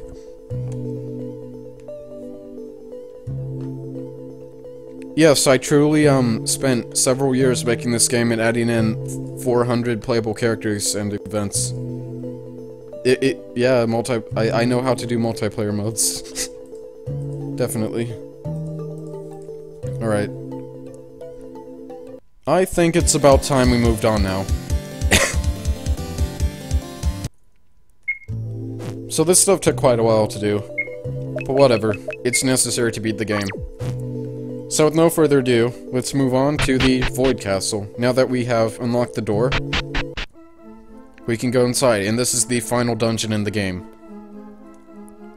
This is where well, we already found Chumley, but Corey is trapped later on in the castle. There's a golden statue of a warrior here. The inscription on the plaque says Chun. There's a silver statue of a magician here. The inscription on this plaque, which tells who the statue is of who cannot be read, but there is one message that can be read. Welcome to the Void Castle. There are 4 sets of stairs at each of the castle's corners. They each lead to a different area on the next floor.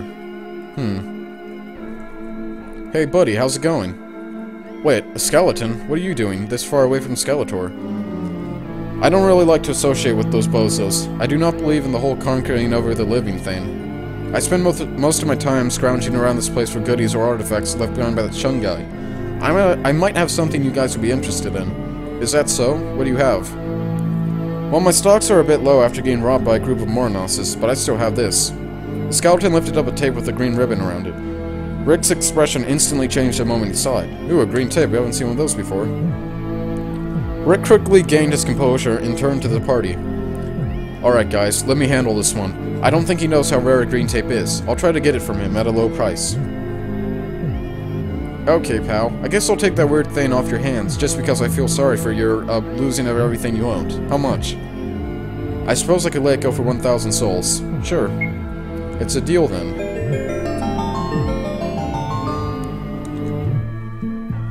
Thank you for your business, Bald Man. Good luck with your future endeavors. Bald Man? How rude. Whatever. That fool had no idea about the price of these things. Let's go see what's on this tape. So we now have one of each type of tape. The green tape is not exactly useful to me for now, but there might be something interesting on it later, like the last thing you do in the game. So... Uh-oh. Uh-oh. Ran into some Moronoses. So Moronoses are no joke. They are difficult. I'm gonna try my best to fight them, but I might just, until I level up a bit, I might just have to, use Marks of Death on them. Which is a way you can get through this part easily. Because this part, I specifically made it extremely difficult. This part's not easy. This is the last challenge of the game, so, in my opinion, it should be difficult.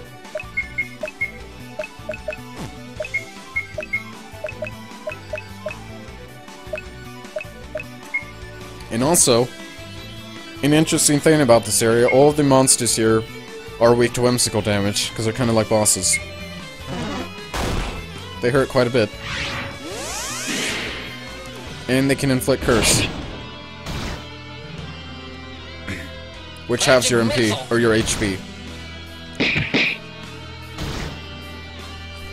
Yep, I think that's what I'm gonna have to do. I'm gonna have Rick haggle their... And this is also where haggle HP becomes important. Useless items. There may or may not be some of them, like in the last area. So haggle HP starts to become extremely important for this last part, because it doesn't cost much MP, and it does a percentage amount of damage, so it's like guaranteed you'll hurt them a lot. I'm gonna use a Mark of Death, though. But they hurt quite a bit. Ouch. And he dies instantly.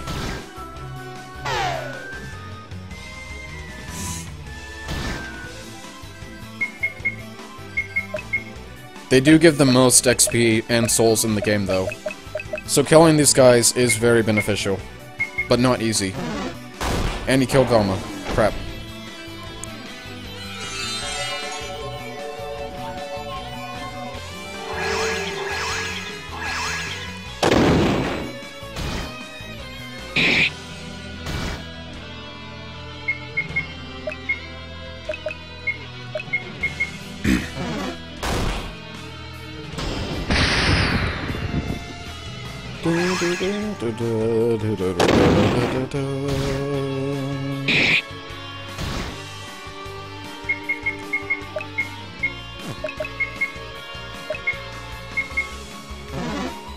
Oh, you bastard.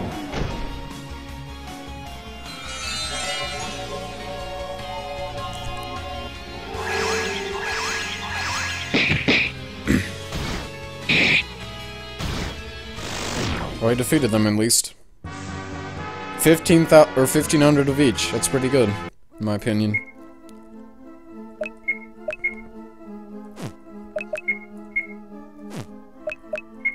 So we're getting pretty close to the max level now, which is 20.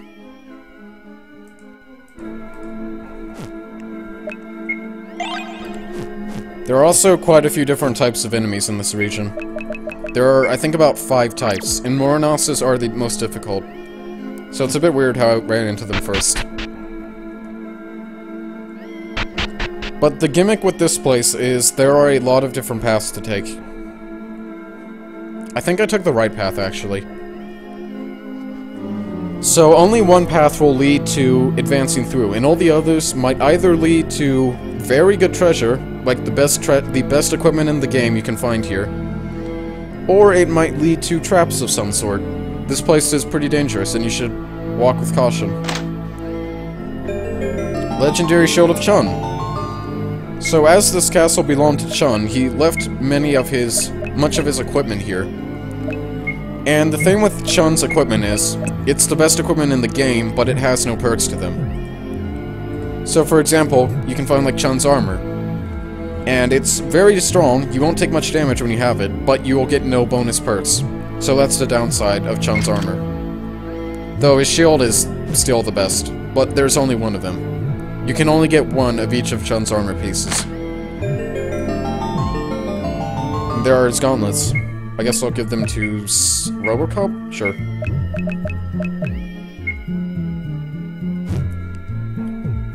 So see, these do give a bonus amount of defense, but now he can't evade attacks. But these are important. Having defense is very important at this point of the game, so that you don't die. Okay, yes. I'm actually gonna take a break here. I need to pee. I'll be back in a few minutes, I just have to pee quickly.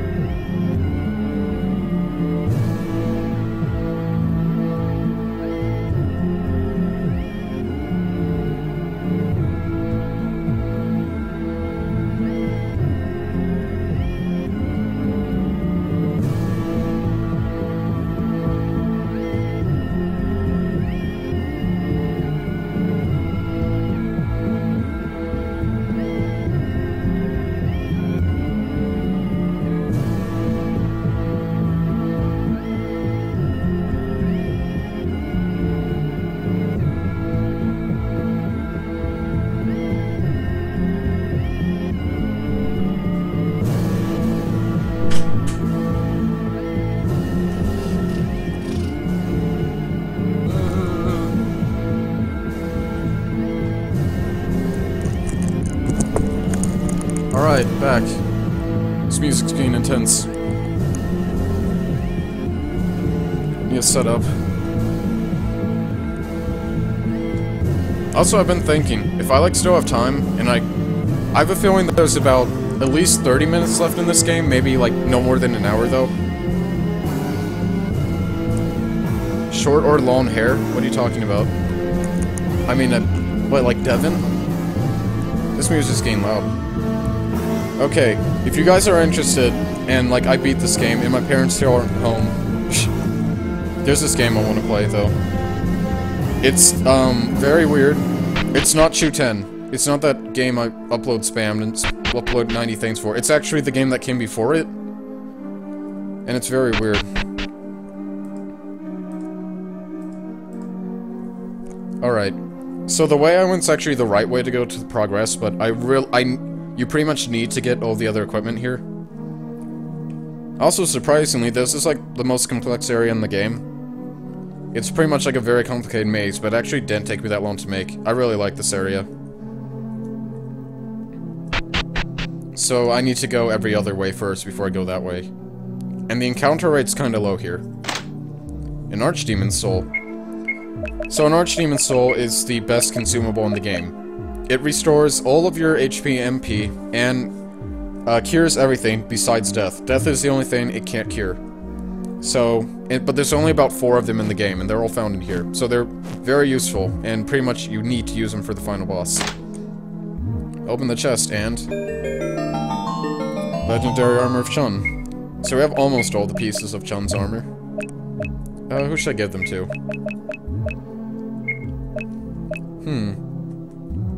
I think I'll keep Robocop's normal armor. LSD Dream Emulator?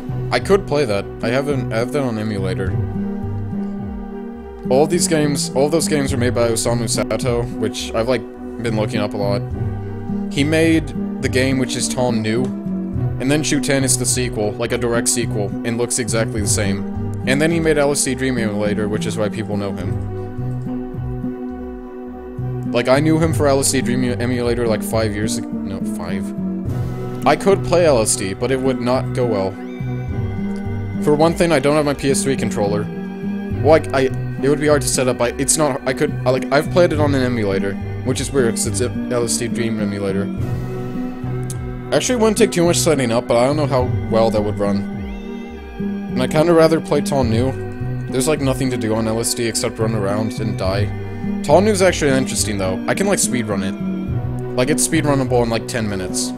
Actually, no, that's a complete lie. Oh, dude, wait, though. Yeah, let me just go down to my local weed dealer and buy me some hash, some smack, some dope from the Pope of the church. Alright. So, I don't know if I just said this, but, I'd say Chun's armor is actually kind of the worst, because all the characters' armor pieces are very important. Their perks are very useful, and I'd say their perks are better than the 5 more defense you get. I'm not getting weed. And that's another thing which makes me angry. LSD has nothing to do with the drug. Well, it's like the Beatles, or well, it's not even the Beatles, but what am I trying to say? The thing about LSD is the game. The name actually doesn't reference the drug. It's like referencing the name of the book the game's based off of, which is Lovely Sweet Dream. And like the game references it. Like it's not a direct reference to the drug, but it's a slight reference to it. Like it's a secondary reference to it, but it's mainly a reference to the book the game's based off of, or like the Dream Journal. I can't speak. Like my throat has been sore for several days now. But whatever. Let's see what's up here. Oh. Twin Ouroboros. Scrah! It's the Twin Ouroboros. I thought this enemy design was really clever, because like Ouroboros represent infinity. And when it's two of them, they actually make the infinity sign. Ha! That's like the most clever design I think in this game. I love this design. And if you say otherwise, I will murder you. That's a bit harsh. Ouroboros have a lot of HP, but they're not too difficult.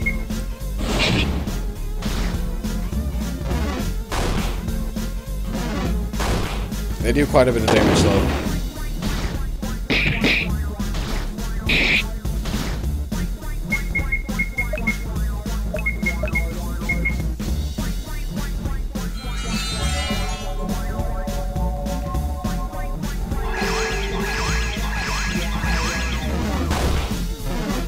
Ouch. Magic missile. Ooh, kicking his ass.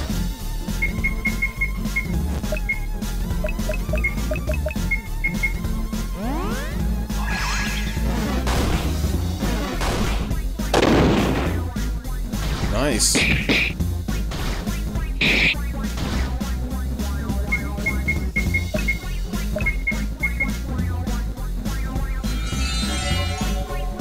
Oh.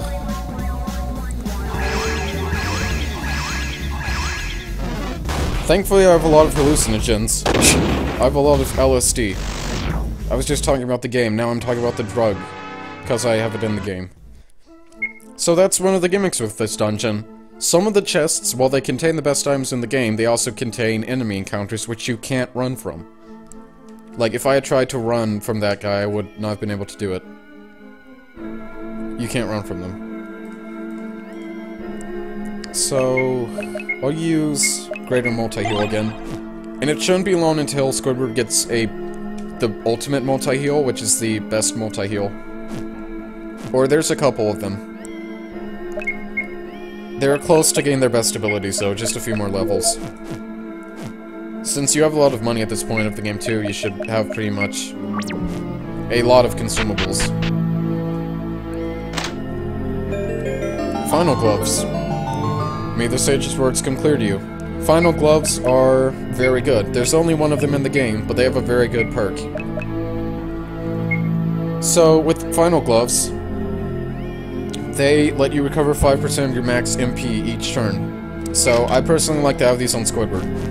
that means I can get, like, he constantly gets MP and doesn't have to use, he can constantly heal and not have to worry about, like, restoring MP as often. And in this chest... Uh-oh. Another trap. Actually, you know what? Let's go all out on these guys. Since I have Marks of Death, I'm gonna be using them. I guess that's a cheap way to take care of these fights. Whatever.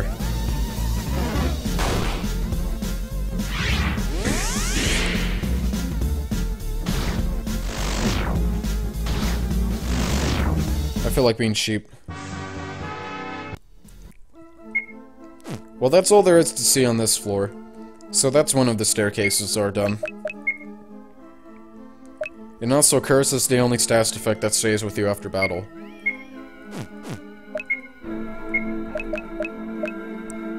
Uh-oh. Talk about your point-and-click game.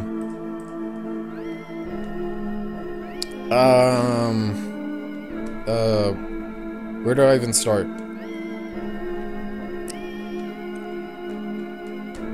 Okay. I'd say, if I do end up playing Tall New and Chu-10, you guys probably have no idea what that is. But, when I play them, I might explain, like, things I'm considering. If I do play them, I'll explain, like, what I'm considering. But basically, it's, like, story-based. There are 8 main characters. And you fight. Very exciting stuff. There's like a combat system which kind of inspired by Undertale. Like, how you avoid enemies, but instead of doing it with the, keyboard, you, like, drag around, like, these circles with your mouse, and you have to, like, drag the circles away from the enemy projectiles, and the circles represent your characters. You have to, like, avoid them. And however good you are when you're avoiding stuff determines how good you are when you attack. So it's like you're rewarded for not taking damage by being more effective in combat. But then, there's like another thing. Half of the characters, they're better when they take no damage. There's like a ranking system. But the other half of the characters, they actually get a stronger attacks whenever they take damage. So it's like this weird composition. You have to like balance your characters of like who takes damage and who doesn't for combat. That's for the combat. There's like a lot of puzzles in it, I guess. Like, I've been thinking of, like, a lot of ways to do puzzles. Like, each character specializes in doing a certain type of puzzle. Like, one of the characters is, like, a thief, and he has a lockpick, and he can, like, lockpick stuff. Make a sex game for... Hey, you can't say that. You can't say sex on my stream. Oh, crap, I said it. Alright, whatever. But yeah, it's a direct ripoff of Undertale, and Toby Fox will sue me. But with the millions he probably made from Undertale. So that was that floor, or that was that staircase. There are 2 more. This one has nothing on it, just this chest. An Archdemon soul, so that makes 2 now, I think. Actually, does it? Yeah, it makes 2. Sex game for Newgrounds? No thank you. I know some really bad ones. I shouldn't admit that, but there are some crazy ones out there.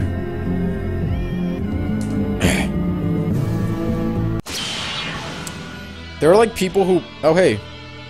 You might remember this purple guy. This is the badge cost. If you remember the pink guys who were giving me trouble in the caves, these are their bigger brothers. Like the Bajoko, the badge cost can also use Firestorm. So they're one of the few enemies in the game who, like, basic enemies who can use AoE attacks. So they are quite a big pain.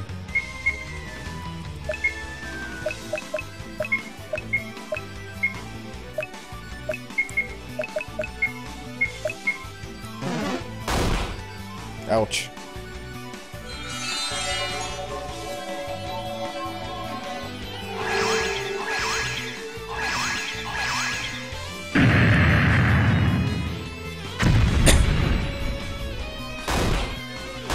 And he hurts quite a bit.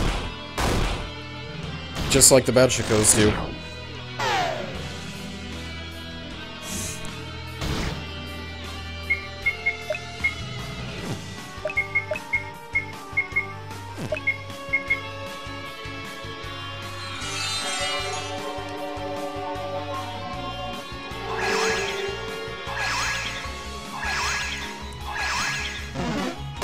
Ouch.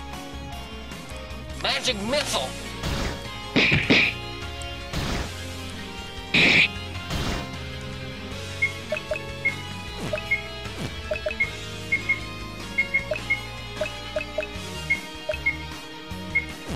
So from this point on, the game's actually pretty easy, at least with basic enemies.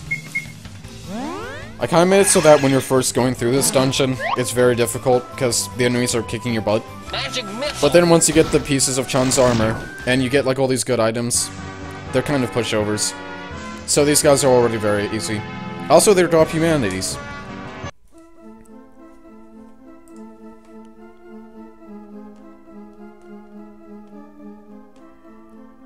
I want some cringe.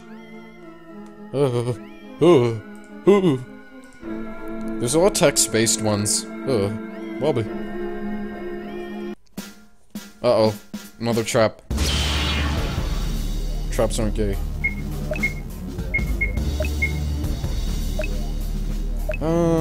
What should I do?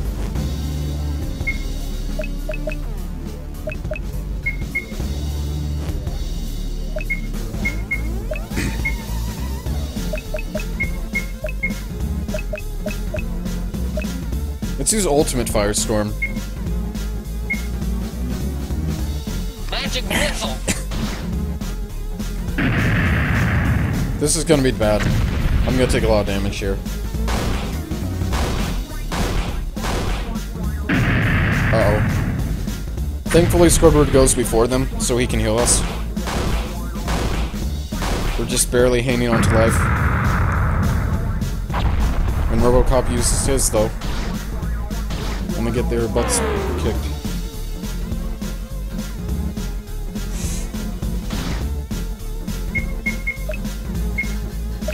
I also want to show off this animation.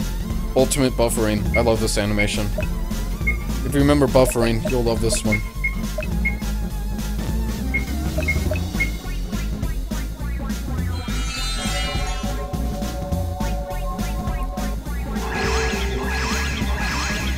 Speeding through this now. Uh-oh. Okay, if the other one uses it, I might have a few of my dudes die here. Don't use it, don't use it. Thank goodness. That's lucky. Magic missile.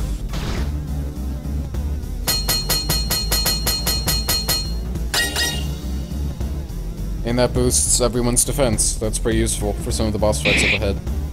Which there are about 3 left in this game, including the final boss.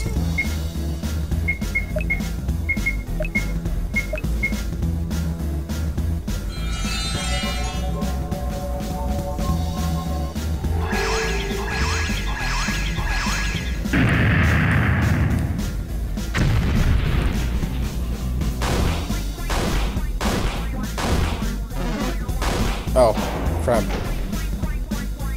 Magic missile.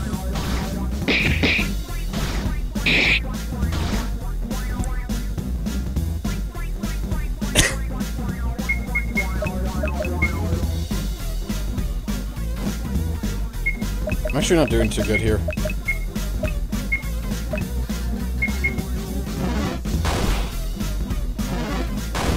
Oh, thank goodness.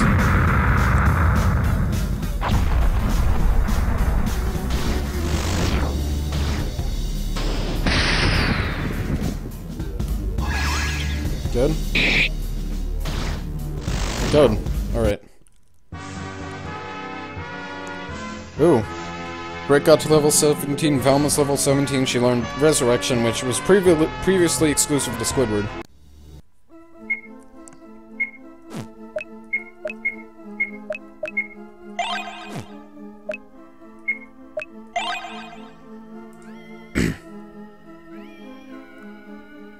What?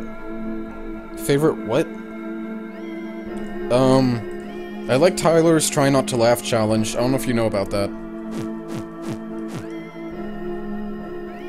Try not to laugh or smile. Cringe comp. Ugh. Alright.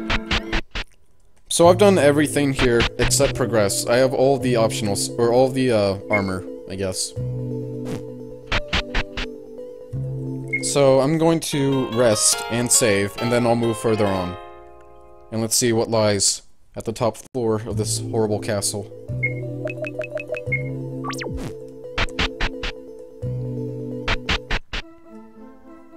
So I think it was this way.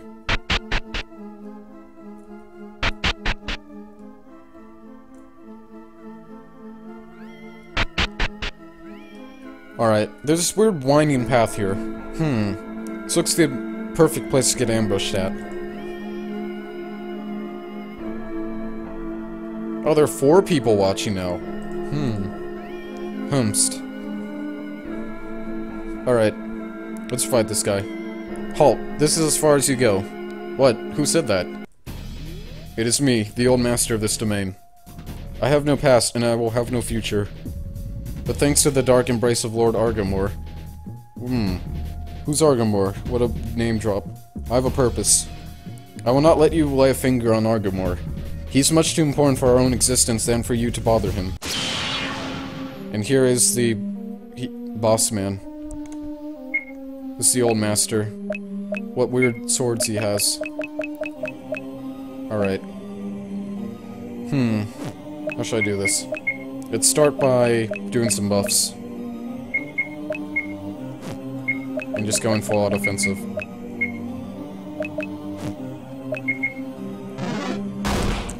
So he can attack twice.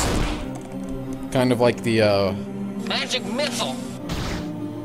kind of like the, wait, who could attack twice again? I forgot.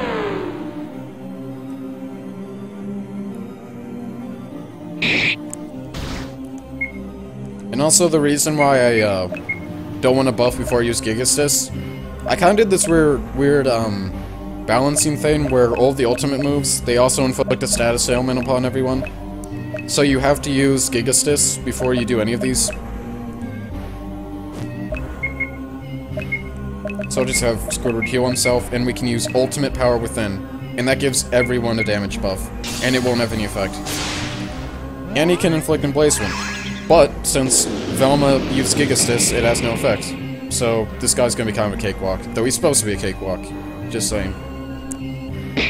Because, let's just say, a certain something else happens later on in the fight. Now I can just kind of go crazy on him.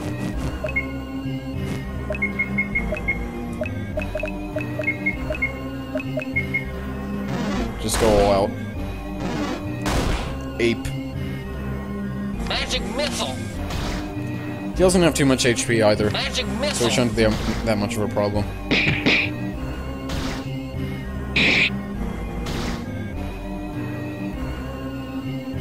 Oh no, resistance is gone. HD remake? Maybe.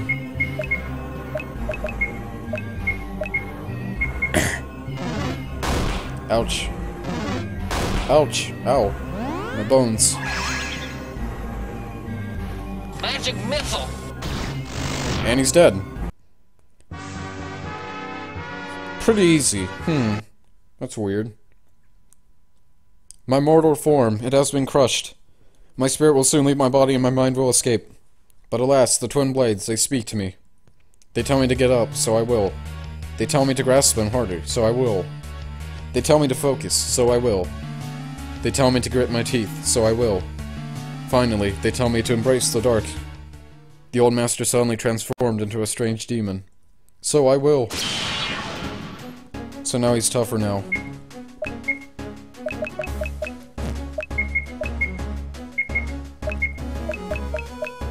And he's quite a bit tougher now.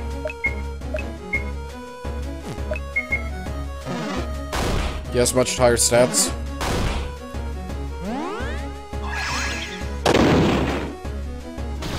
Ooh, nice critical. So I'm gonna do what I did last time, except I'm actually gonna go more all out on buffs.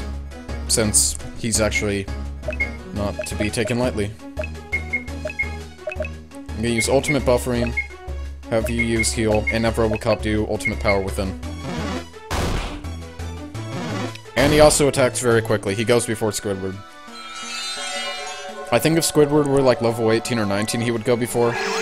Or if Squidward were wearing ultimate gloves, or were wearing the white gloves.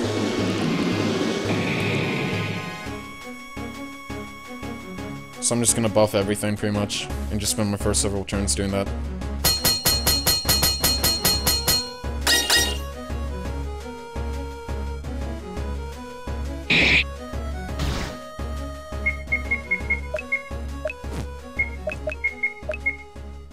I'm gonna have you use ultimate power within again. Actually, no. I think you can just go all out on damage now. Magic missile. Magic missile. I love that sound effect. Magic missile.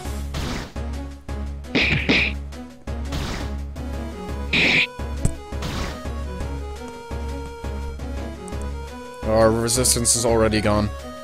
He can use some pretty nasty status ailments.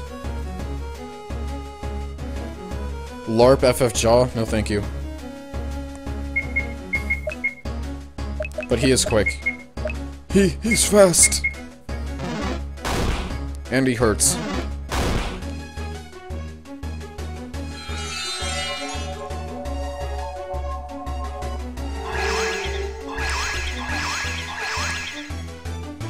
Magic missile. I think I should- he's not too difficult, though.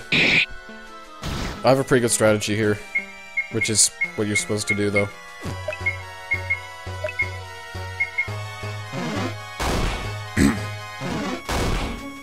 Only went for Rick, nice. Morty, it's me, Rick. We gotta get Swifty, Morty. Crap. My voice is actually dead from last night. Like, talking for 3 hours straight, it turns out that hurts your voice a lot. Like, my voice is screwed. There's like something in it.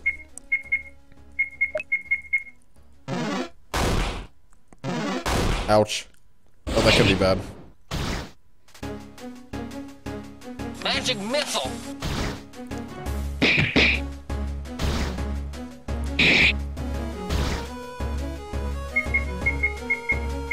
Oh, whoops. Let's have him use full here. Heal. Here. What the heck am I saying? Don't hit Robocop, don't hit Robocop. Thank you. Oh. Our stats return to normal. Magic missile. Oh, he's been defeated. Squidward's on 18 HP. Good. Okay. This is kind of a weird thing in the game. Basically, from this point on in the game, you are maxed out. He gave 50,000 XP. That's guaranteed to get you to level 20, I think no matter where you are in the game. Rick is now level 20. He learned Ultimate Haggle HP, which is like Haggle HP except it works on all enemies, and Resurrection, so he can revive as well. So like everyone can revive now, except for Robocop. Velma's level 20. She learned Full Heal and Deducement. That is her ultimate ability, and I'll explain what their ultimate abilities do later. Squidward's level 20. He learned Heal a Soul, which restores all the HP to everyone, except it doesn't revive. Ultimate Resurrection, which revives everyone at full HP, so useful if everyone's dead. Wait, hold on.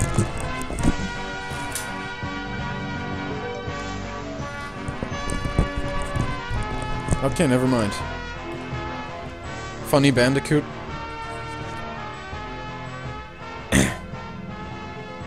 I like the funny Bandicoot.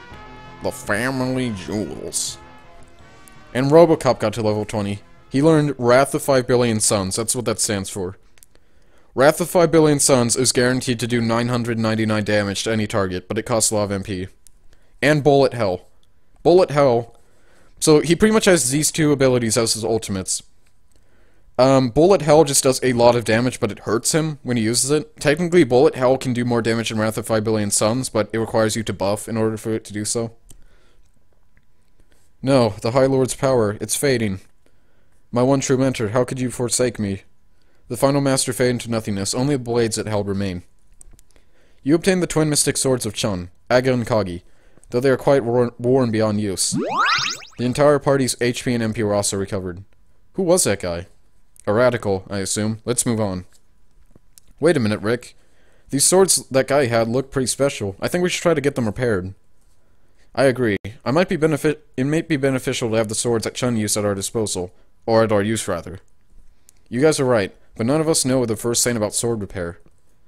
Let's go ask someone who knows a lot about swords. I think we met somebody like that earlier in our expedition. So we're maxed out yet, now. Everyone has max stats, besides MP, which can go on forever. Keep doing that voice. I don't want to do that voice hurts.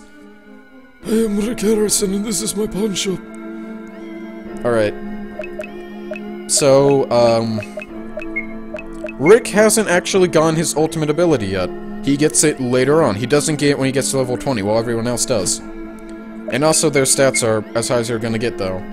So, Rick has the most HP, Squidward has the most MP, and Robocop has the, most attack power, and Velma's just kind of in the middle of everyone. So, Velma's ultimate ability is Deducement. And their ultimates all cost a lot of MP, but they're very useful. It increases the entire party's biceps, calcium, and swiftness by 25% for 3 turns. So it's really useful. It's very useful. But very expensive. Squidward's is Clarinet Solo. It restores everything besides MP. Including death. So, just all around heal us all, but except it only works on everything else, so it's kind of like a cure-all, except for MP. As Rick and Co. advanced forwards, they felt a burst of energy come out from the Master's corpse. The energy allowed any non-match level members of Rick's party to advance to level 20. Man, even when he's dead, this guy still gives me the creeps. Let's get out of this blasted hallway. That's a failsafe I put in.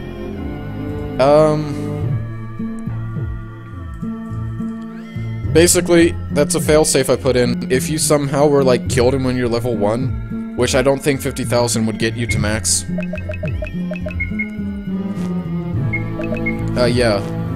If you were not at level 20, you were at, like, 19 or 18 by the end of that fight, that just gives you to max level. So, yeah. But, with that guy out of the way, let's go see what's down here. Oh. Here's another enemy we haven't seen yet, actually. And I think there's one more. Wait, I'm trying to think of who it is. Yeah, I might actually go around here just so you guys can see who all the enemies look like. This is the Diaxis. If you remember the Thanes with the one eye in the second area, these are their twin cousins from the future. They have machine guns on them. And they're more angry. So let's try out Ultimate Haggle HP. It's 40% to everyone, so it's pretty good. And let's try out... Let's just use all these, because why not? I like to show what this looks like. And Bullet Hell. I'm using their ultimates, except actually it's Revivify 5 billion suns.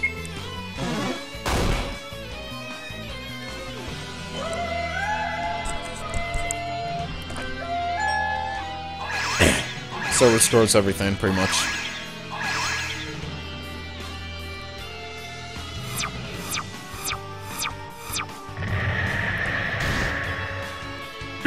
And it's guaranteed to do 999 damage, like no matter what.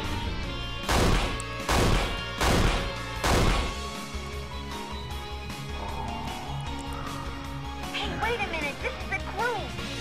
Jeez. And that buffs everything. So, I'm going to be using these ultimates a lot throughout the final phase of the game. And this game is almost over, I swear. No more than 30 minutes, and I think I said that like an hour ago.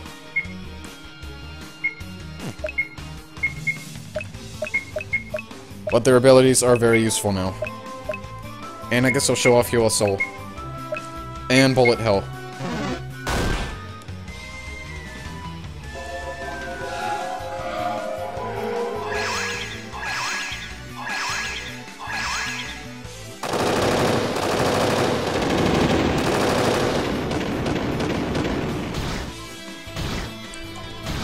And the thing about Bullet Hell is... So it pretty much is equivalent to attacking 4 times in one turn, but it also hurts Robocop. Like by 25% of his HP. So it's like, very powerful, but hurts. Pretty much. Let's just kill this guy. Alright, good. These guys serve no match for us anymore, pretty much, because we're high-leveled. Who are the top 3 hottest FF characters? Shrek, Lightning McQueen, and Rick Harrison.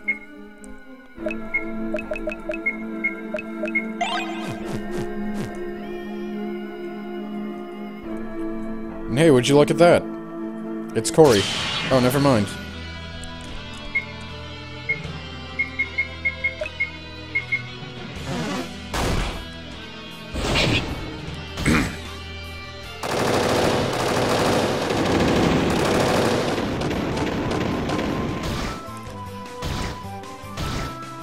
So this is where RoboCop just dishes out damage like crazy. If he hasn't already before. Now he does it even more.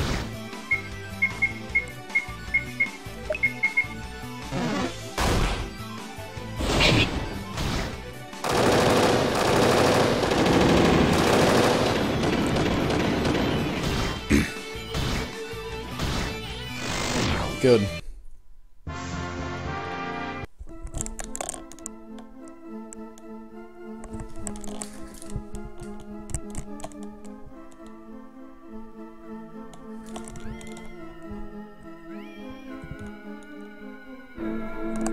I think my parents might be home. I'm not sure though. If they are home, I'll just try to finish this quickly. So let's go talk to him. Actually, I should heal.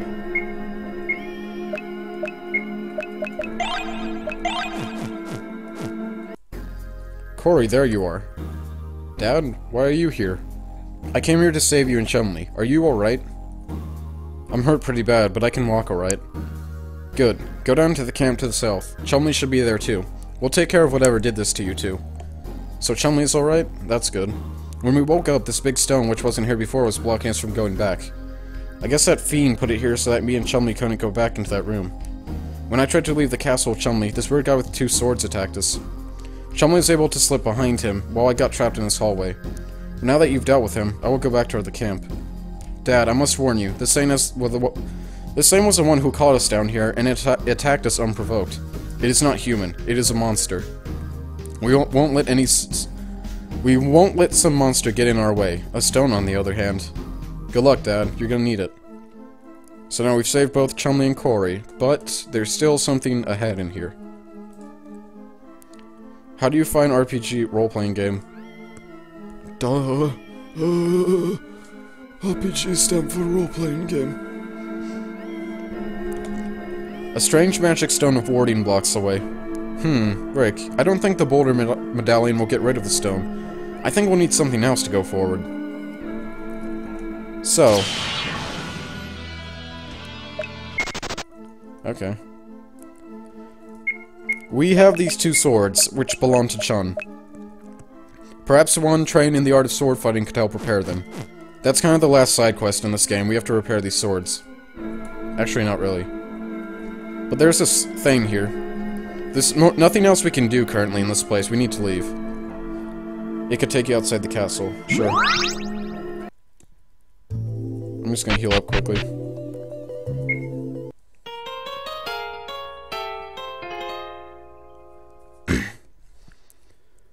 There was a person we met earlier in our quest who knew how to use swords pretty well. And actually, before I go forward, I want to do this thing first. What's that noise?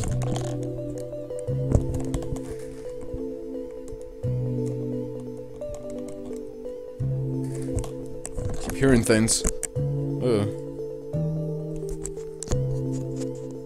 Is Monhunt an RPG? Yeah, I guess so. Rick or RoboCop? Probably RoboCop, because Rick can't sustain DPS or whatever. And he can't really heal himself. A great boulder is covering what looks like a crypt here. Would you like to push the boulder away? So if you remember right, the guy named Duradel gave us a Slayer task for this. Rick pushed aside the great boulder, but right as he did so, 3 vengeful spirits leaped out from underneath. 3 more Anasis.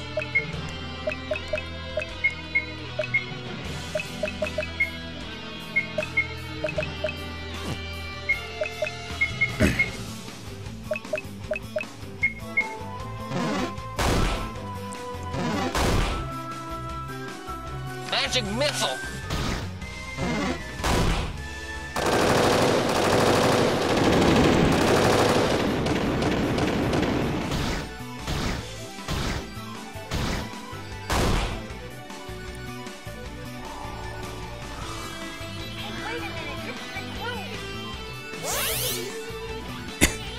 Just gotta put some buffs down.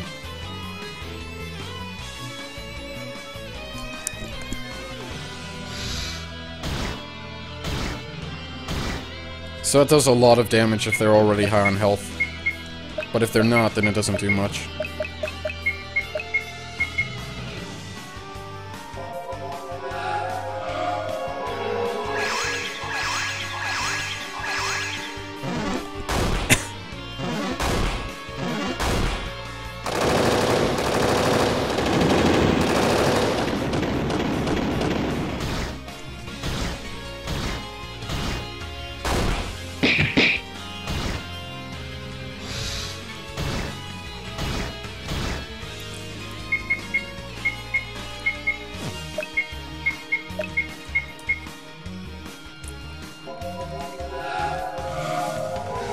gonna take care of these guys, and then we can move on to the...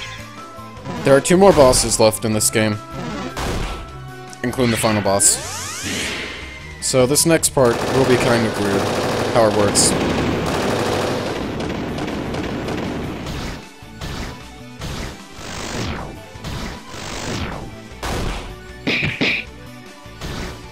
And this fight is done. You have completed your Slayer task. You should go report back to Duradel. I will do that later. Because the Master Swordsmith we need to speak to is actually not too far. He is in here. I said very, very early in the first stream that, Oh, wait, Pure Dark Side. How much did I miss from the last episode? Lamo, like, left... Oh, an entry receipt adventure like none other. Saw the first part and was very intrigued. Oh. Okay, yes, this is my game, Final Fantasy Just Add Water. I could go on and on. I've spent like 6 hours playing this game now, and I'm close to beating it. If you're like new to this, I don't know how much you've been watching. So, have you watched all of the first part? I could go on and on about the stuff I've done, but I'm close to the end of the game.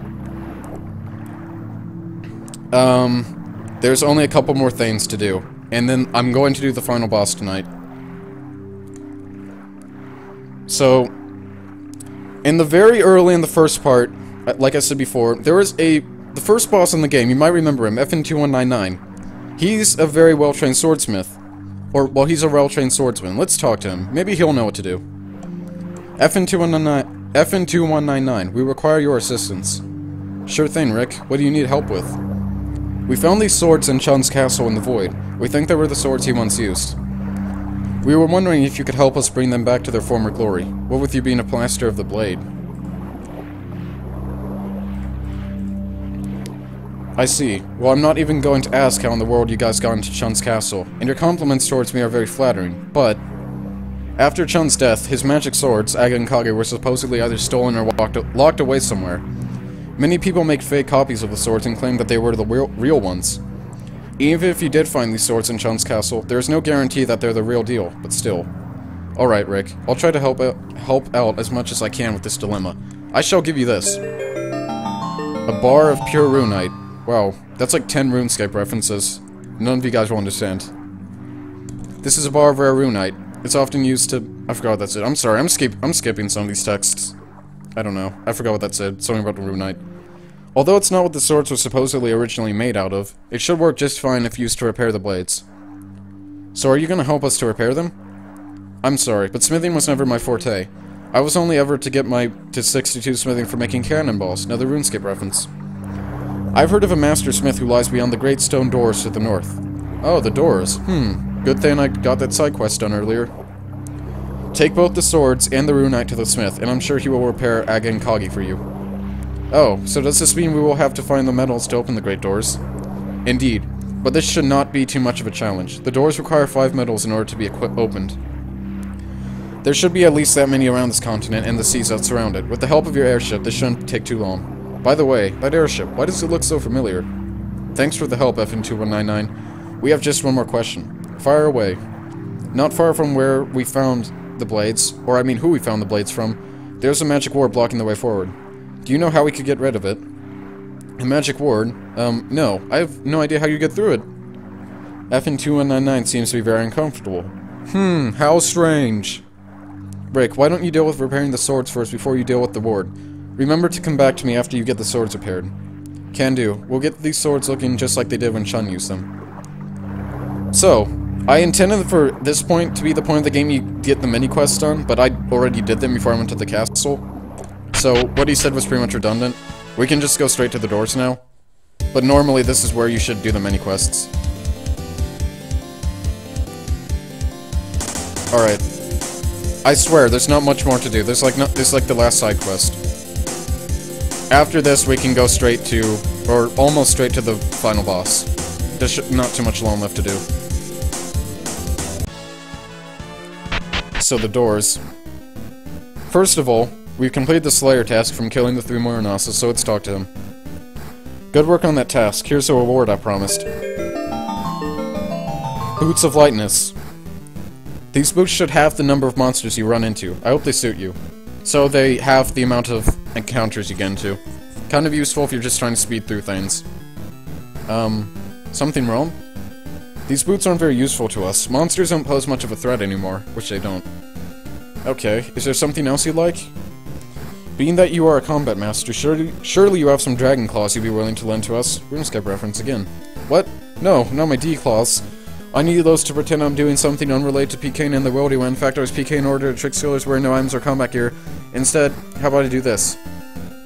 Well, so many references going over heads. Duradel promoted everyone to level 99 Slayer. Wow, Rick, our first 99. Yep, your newly proclaimed mastery of this skill also comes with this nifty cape. Untrimmed Slayer Cape. This cape will, I think it doubles the amount of the chances of receiving items from enemies you vanquish. Now isn't that a much better reward? I suppose. Perfect. Well, I just saw a white dot on my mini-map. Wait, no, 2 white dots. Actually about 6. Uh-oh, it's a PK clan. Oh, they all have ancients. My own 150 mil risk. Sorry guys, I gotta go. Yeah, I'm just gonna skip this.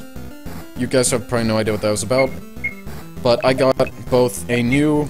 From doing that, you get a Thane, which doubles... It's an armor, doubles the amount of items you get when you kill enemies. Useful for humanity grinding, I guess, if you actually need to do that. And halves the amount of monsters you run into, so I'll just equip these, I guess. And they increase your swiftness by a bit, which is nice.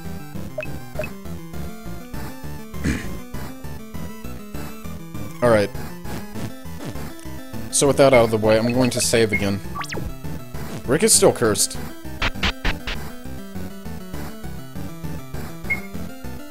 I could buy this guy's humanity. I'll buy a couple of them, because they are useful for something up here.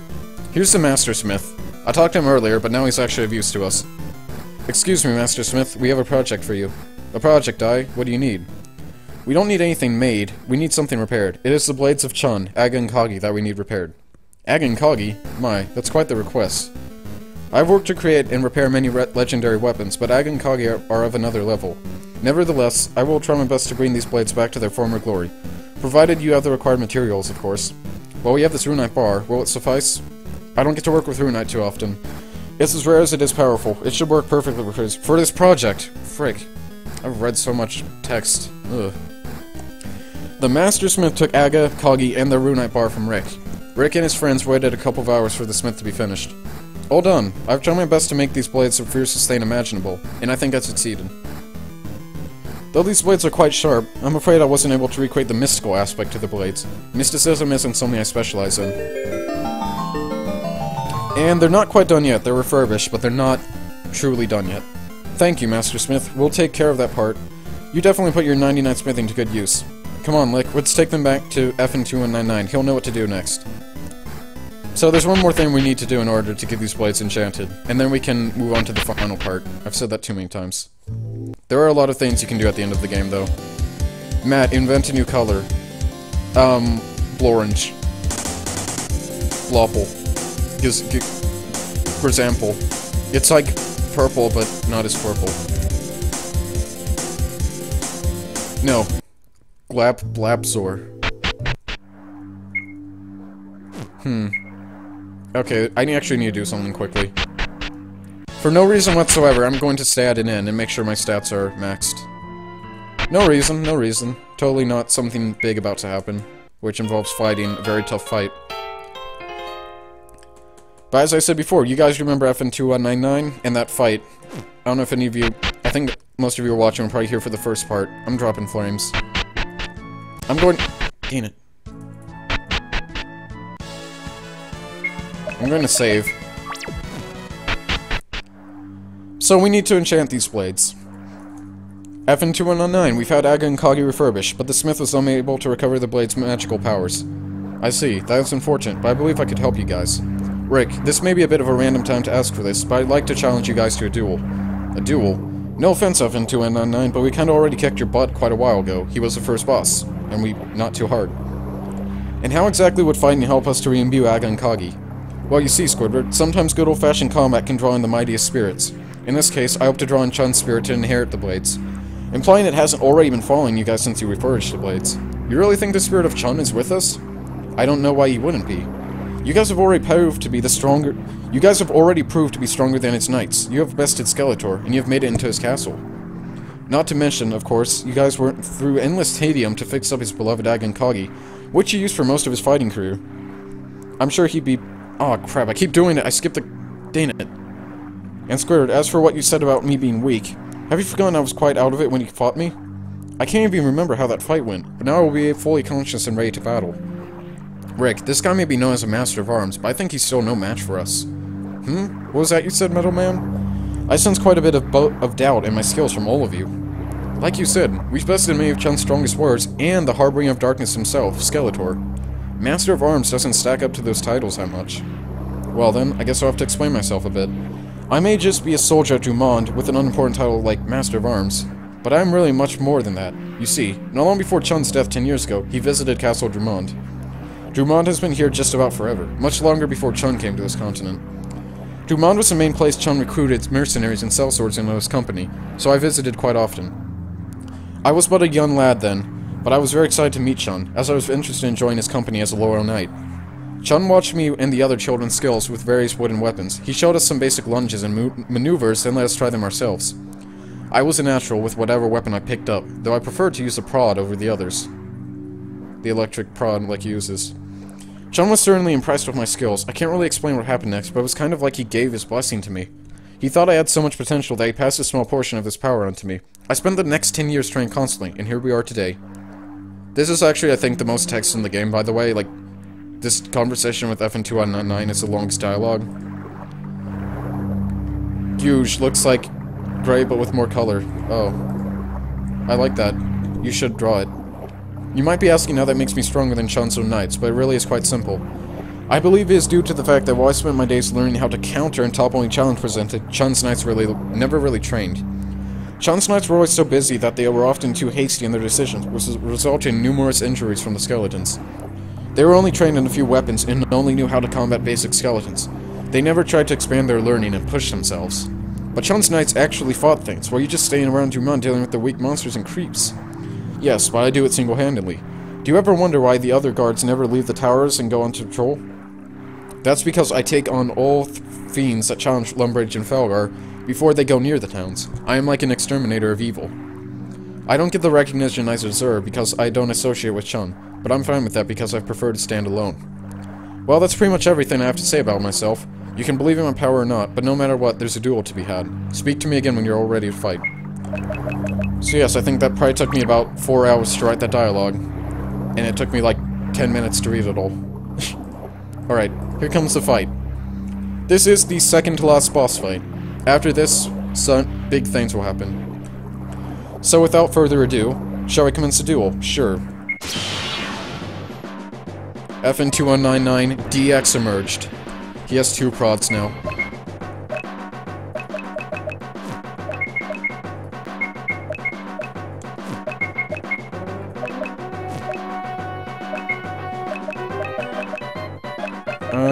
Alright. He's pretty powerful.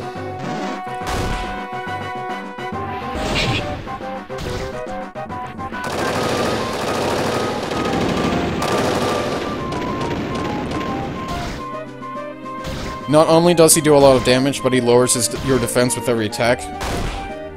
And Robocop's already almost dead, so he's not easy to beat.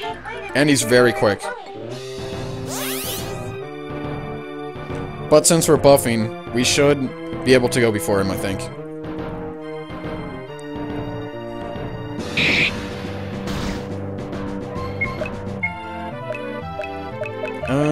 Alright. Rick can't do much but attack for now.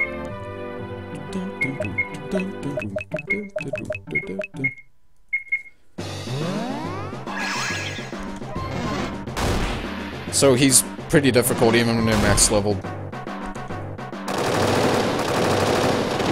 And Robocop will be able to dish out some insane damage for this fight. See, he's going to do over 1,000 in one turn by being buffed and using that.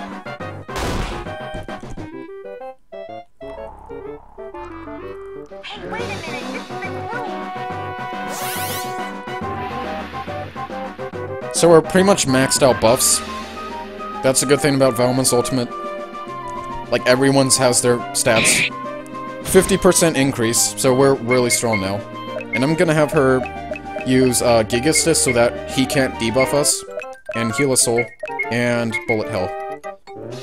I think everyone goes quicker than him now. When you, like, go crazy with the buffs, he's pretty easy to beat, but FN2N9DX, I made him to be, like, very challenging. He has a lot of HP.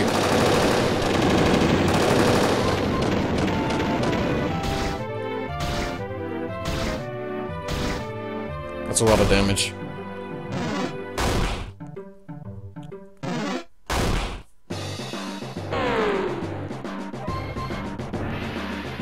Can we get a resistance?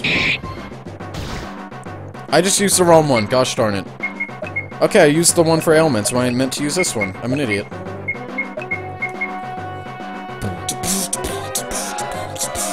I love this song.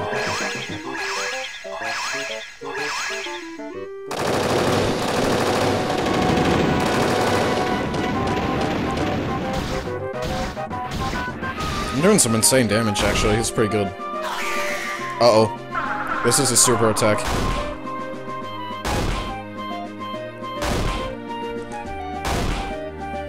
Okay, since we had very high defense, that wasn't that bad.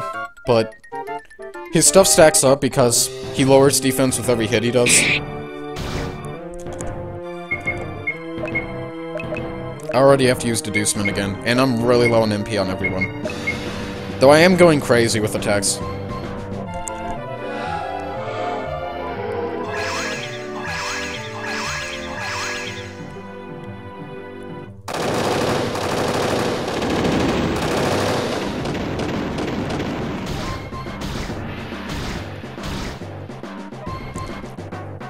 Yeah, we're losing buffs. Ow. Oh no. Oh no. Okay, he killed Robocop. No reason to panic, though.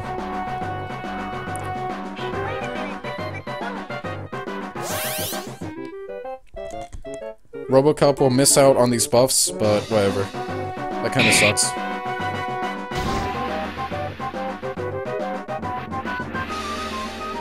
Oh, what's happening in chat? Matt, you're unironically a really solid writer, thank you. Is this your first game? Yeah, it is. I spent like 2 or 3 years working on this. And it was a learning experience. Certain parts of it are like... Oh crap, are my parents?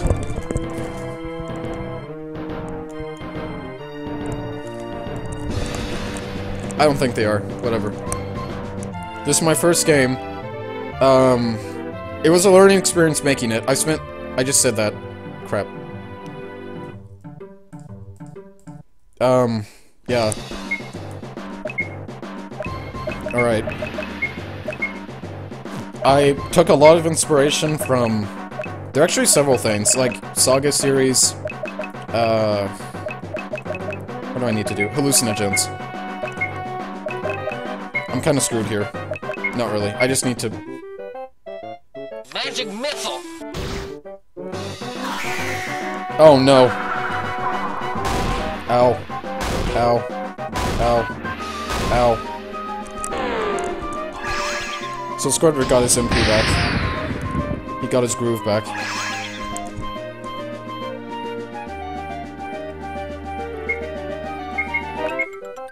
Invalma's out of MP. I think he's almost dead though. I'm just going to try to tank through all this stuff. Like everyone's out of stuff. Everyone's out of MP. I've gone crazy with skills though. Which you're intended to do. At this point of the game, if you don't go crazy with your skills, you're gonna die.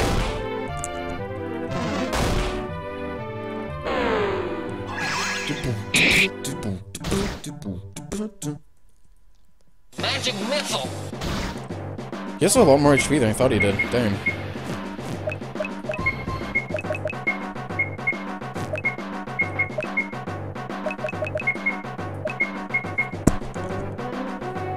Magic missile. I'm hungry for macaroni. Okay, he's down. That was FN2N99DX. All that's left is the final boss now. 1,345 souls now. Just because I wanted there to be a funny number. Humanity found. Archdemon soul found. What influenced your drawing style? Literally nothing, it's just MS Paint.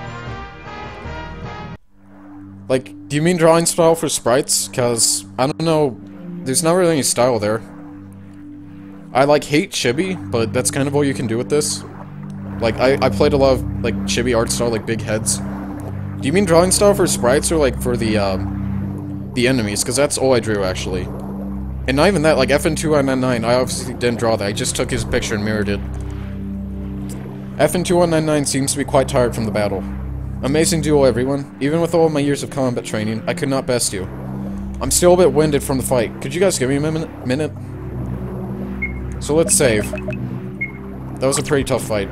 I do like that battle, though. That's probably my favorite boss fight in this game. I like it even more than Final Boss. Alright, I think I'm good now. That fight was quite gruesome. It should definitely been good enough. Rick, why don't you take a look at Aga and Kagi now? As Rick drew Aga and Kagi from his pack, he heard what sounded like a soft whisper by his shoulder. The refurbished blades became Aga and Kagi, the mystic twin destroyers of evil. Aga and Kagi are the strongest weapons in the game, but as they are equipment from Chun, they have no bonus to them. So like all of the characters' weapons, they have perks, Aga and Kagi don't, but it has like 20 more attack than all the others. Personally, I like to give Aga and Kagi to Robocop, because he just goes crazy with damage. And it's better than having the chance of critical hitting. There's one more thing, Rick. I think I know how to break the seal in Chun's castle. Or rather, how to find the medallion to break it. What? I thought you had no idea where to find it. Yes, I'm sorry for lying about that, but if I had told you straight away how to find the medallion, you wouldn't have been ready for what must be done to obtain it. But if you can receive the blessing of Chun's spirit and repair what may be the strongest weapons of this side of the world, then you are surely ready for what will come next. You're making this sound really difficult. I know it will be difficult, but it won't be in a physically straining way. It will be mentally straining, test for you. And by you, I mean just you, Rick. Why just me? What's about to happen? Rick, I want you to lie down and try to sleep. I believe there's something within your mind that you need to address. Something is troubling you internally, I can tell. You need to make peace with it. If you can do this, then the path forward will be revealed to you. And you will grow stronger than you are now. Oh crap, my mom's calling me. Hold on.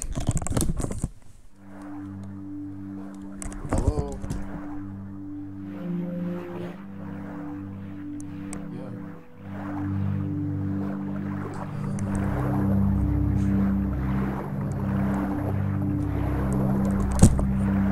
Alright, hold on.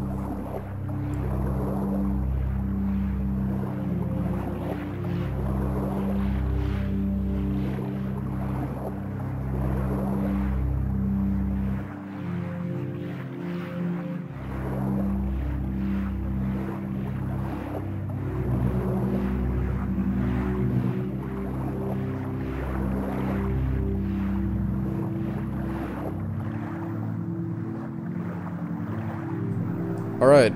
Whoa. What influenced your drawing style? What influenced your writing style? Tend to your chat.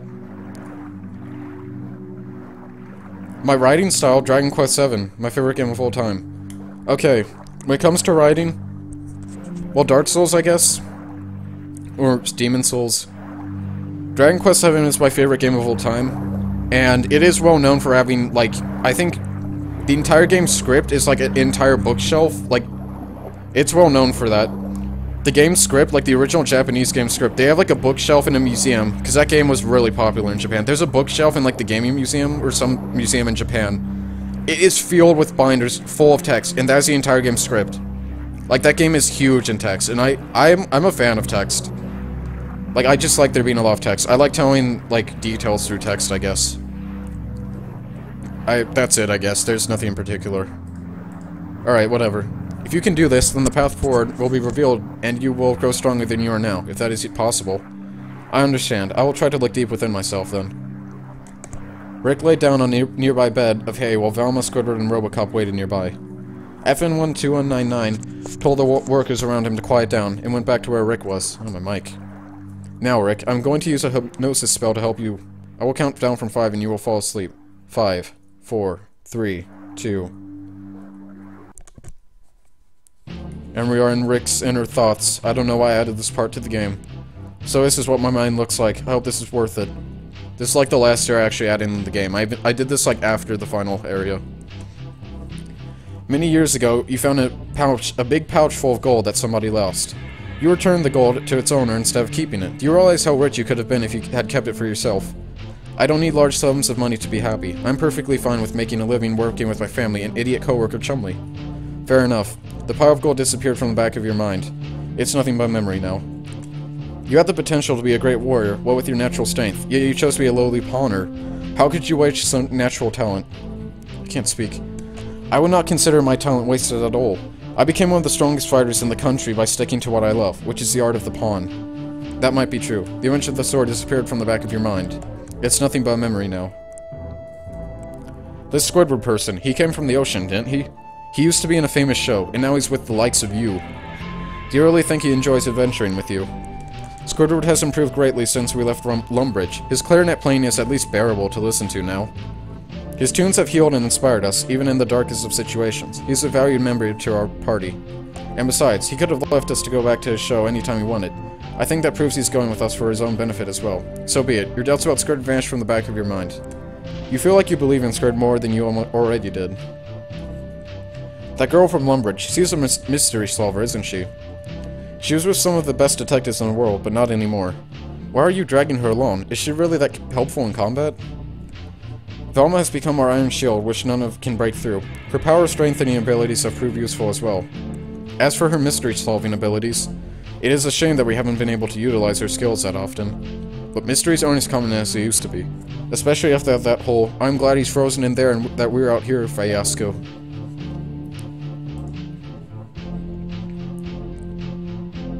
"40 hours? What's this image you sent to me? Show on stream? That's not that easy. Yeah, that's it. That's the picture. That's the picture I'm referring to, actually. I don't know how to show that on stream, but that is the picture. I don't know. Can you link that in chat? You don't have to... Do I have to show it on stream? You could just send it in chat, I guess. That's the specific picture I'm referring to. Like, my favorite game of all time, the script is on all of those stuff. Or the Japanese script, at least. I feel bad for the English people who had to localize that. It's so much text. No links in chat, really? I don't know how to show it on stream. OBS isn't that hard to use. Just look up Dragon Quest VII script if you're that interested. It'd probably be the first result. But now that I think about it, and actually the funny thing is, it's not... Dragon Quest VII's actually like 80 hours long instead of 40. So he went against his own words, I guess. Now that I think about it, she has helped us greatly uncover the truth and secrets about what Sean left behind for this world. That makes sense. Your doubts about Velma vanished from the back of your mind. You suddenly feel much more confident in her. That metal man with all the guns and explosives, who is he? He seems very strange and never speaks. Wasn't he supposed to be in law enforcement? He seems more like a metal psychopath than a police officer. Do you really think it's a good idea to have him around? Where RoboCop came from, crime is very rampant. So perhaps his view on fighting is somewhat warped. Alright, fine, jeez.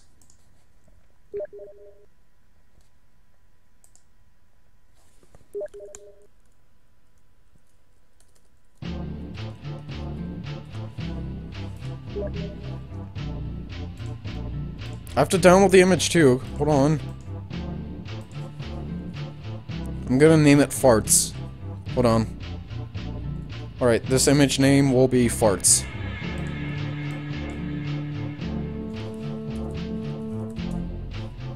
I can't type either. Alright. So the dealio. My parents are probably gonna be home in like 10 minutes. I might continue on. I'll continue on with the stream, actually. Alright, there. Look. Look, it's the picture I was talking about. Well, that was interesting. Alright, whatever. That's enough of that. Alright, where RoboCop came from, crime is very rampant.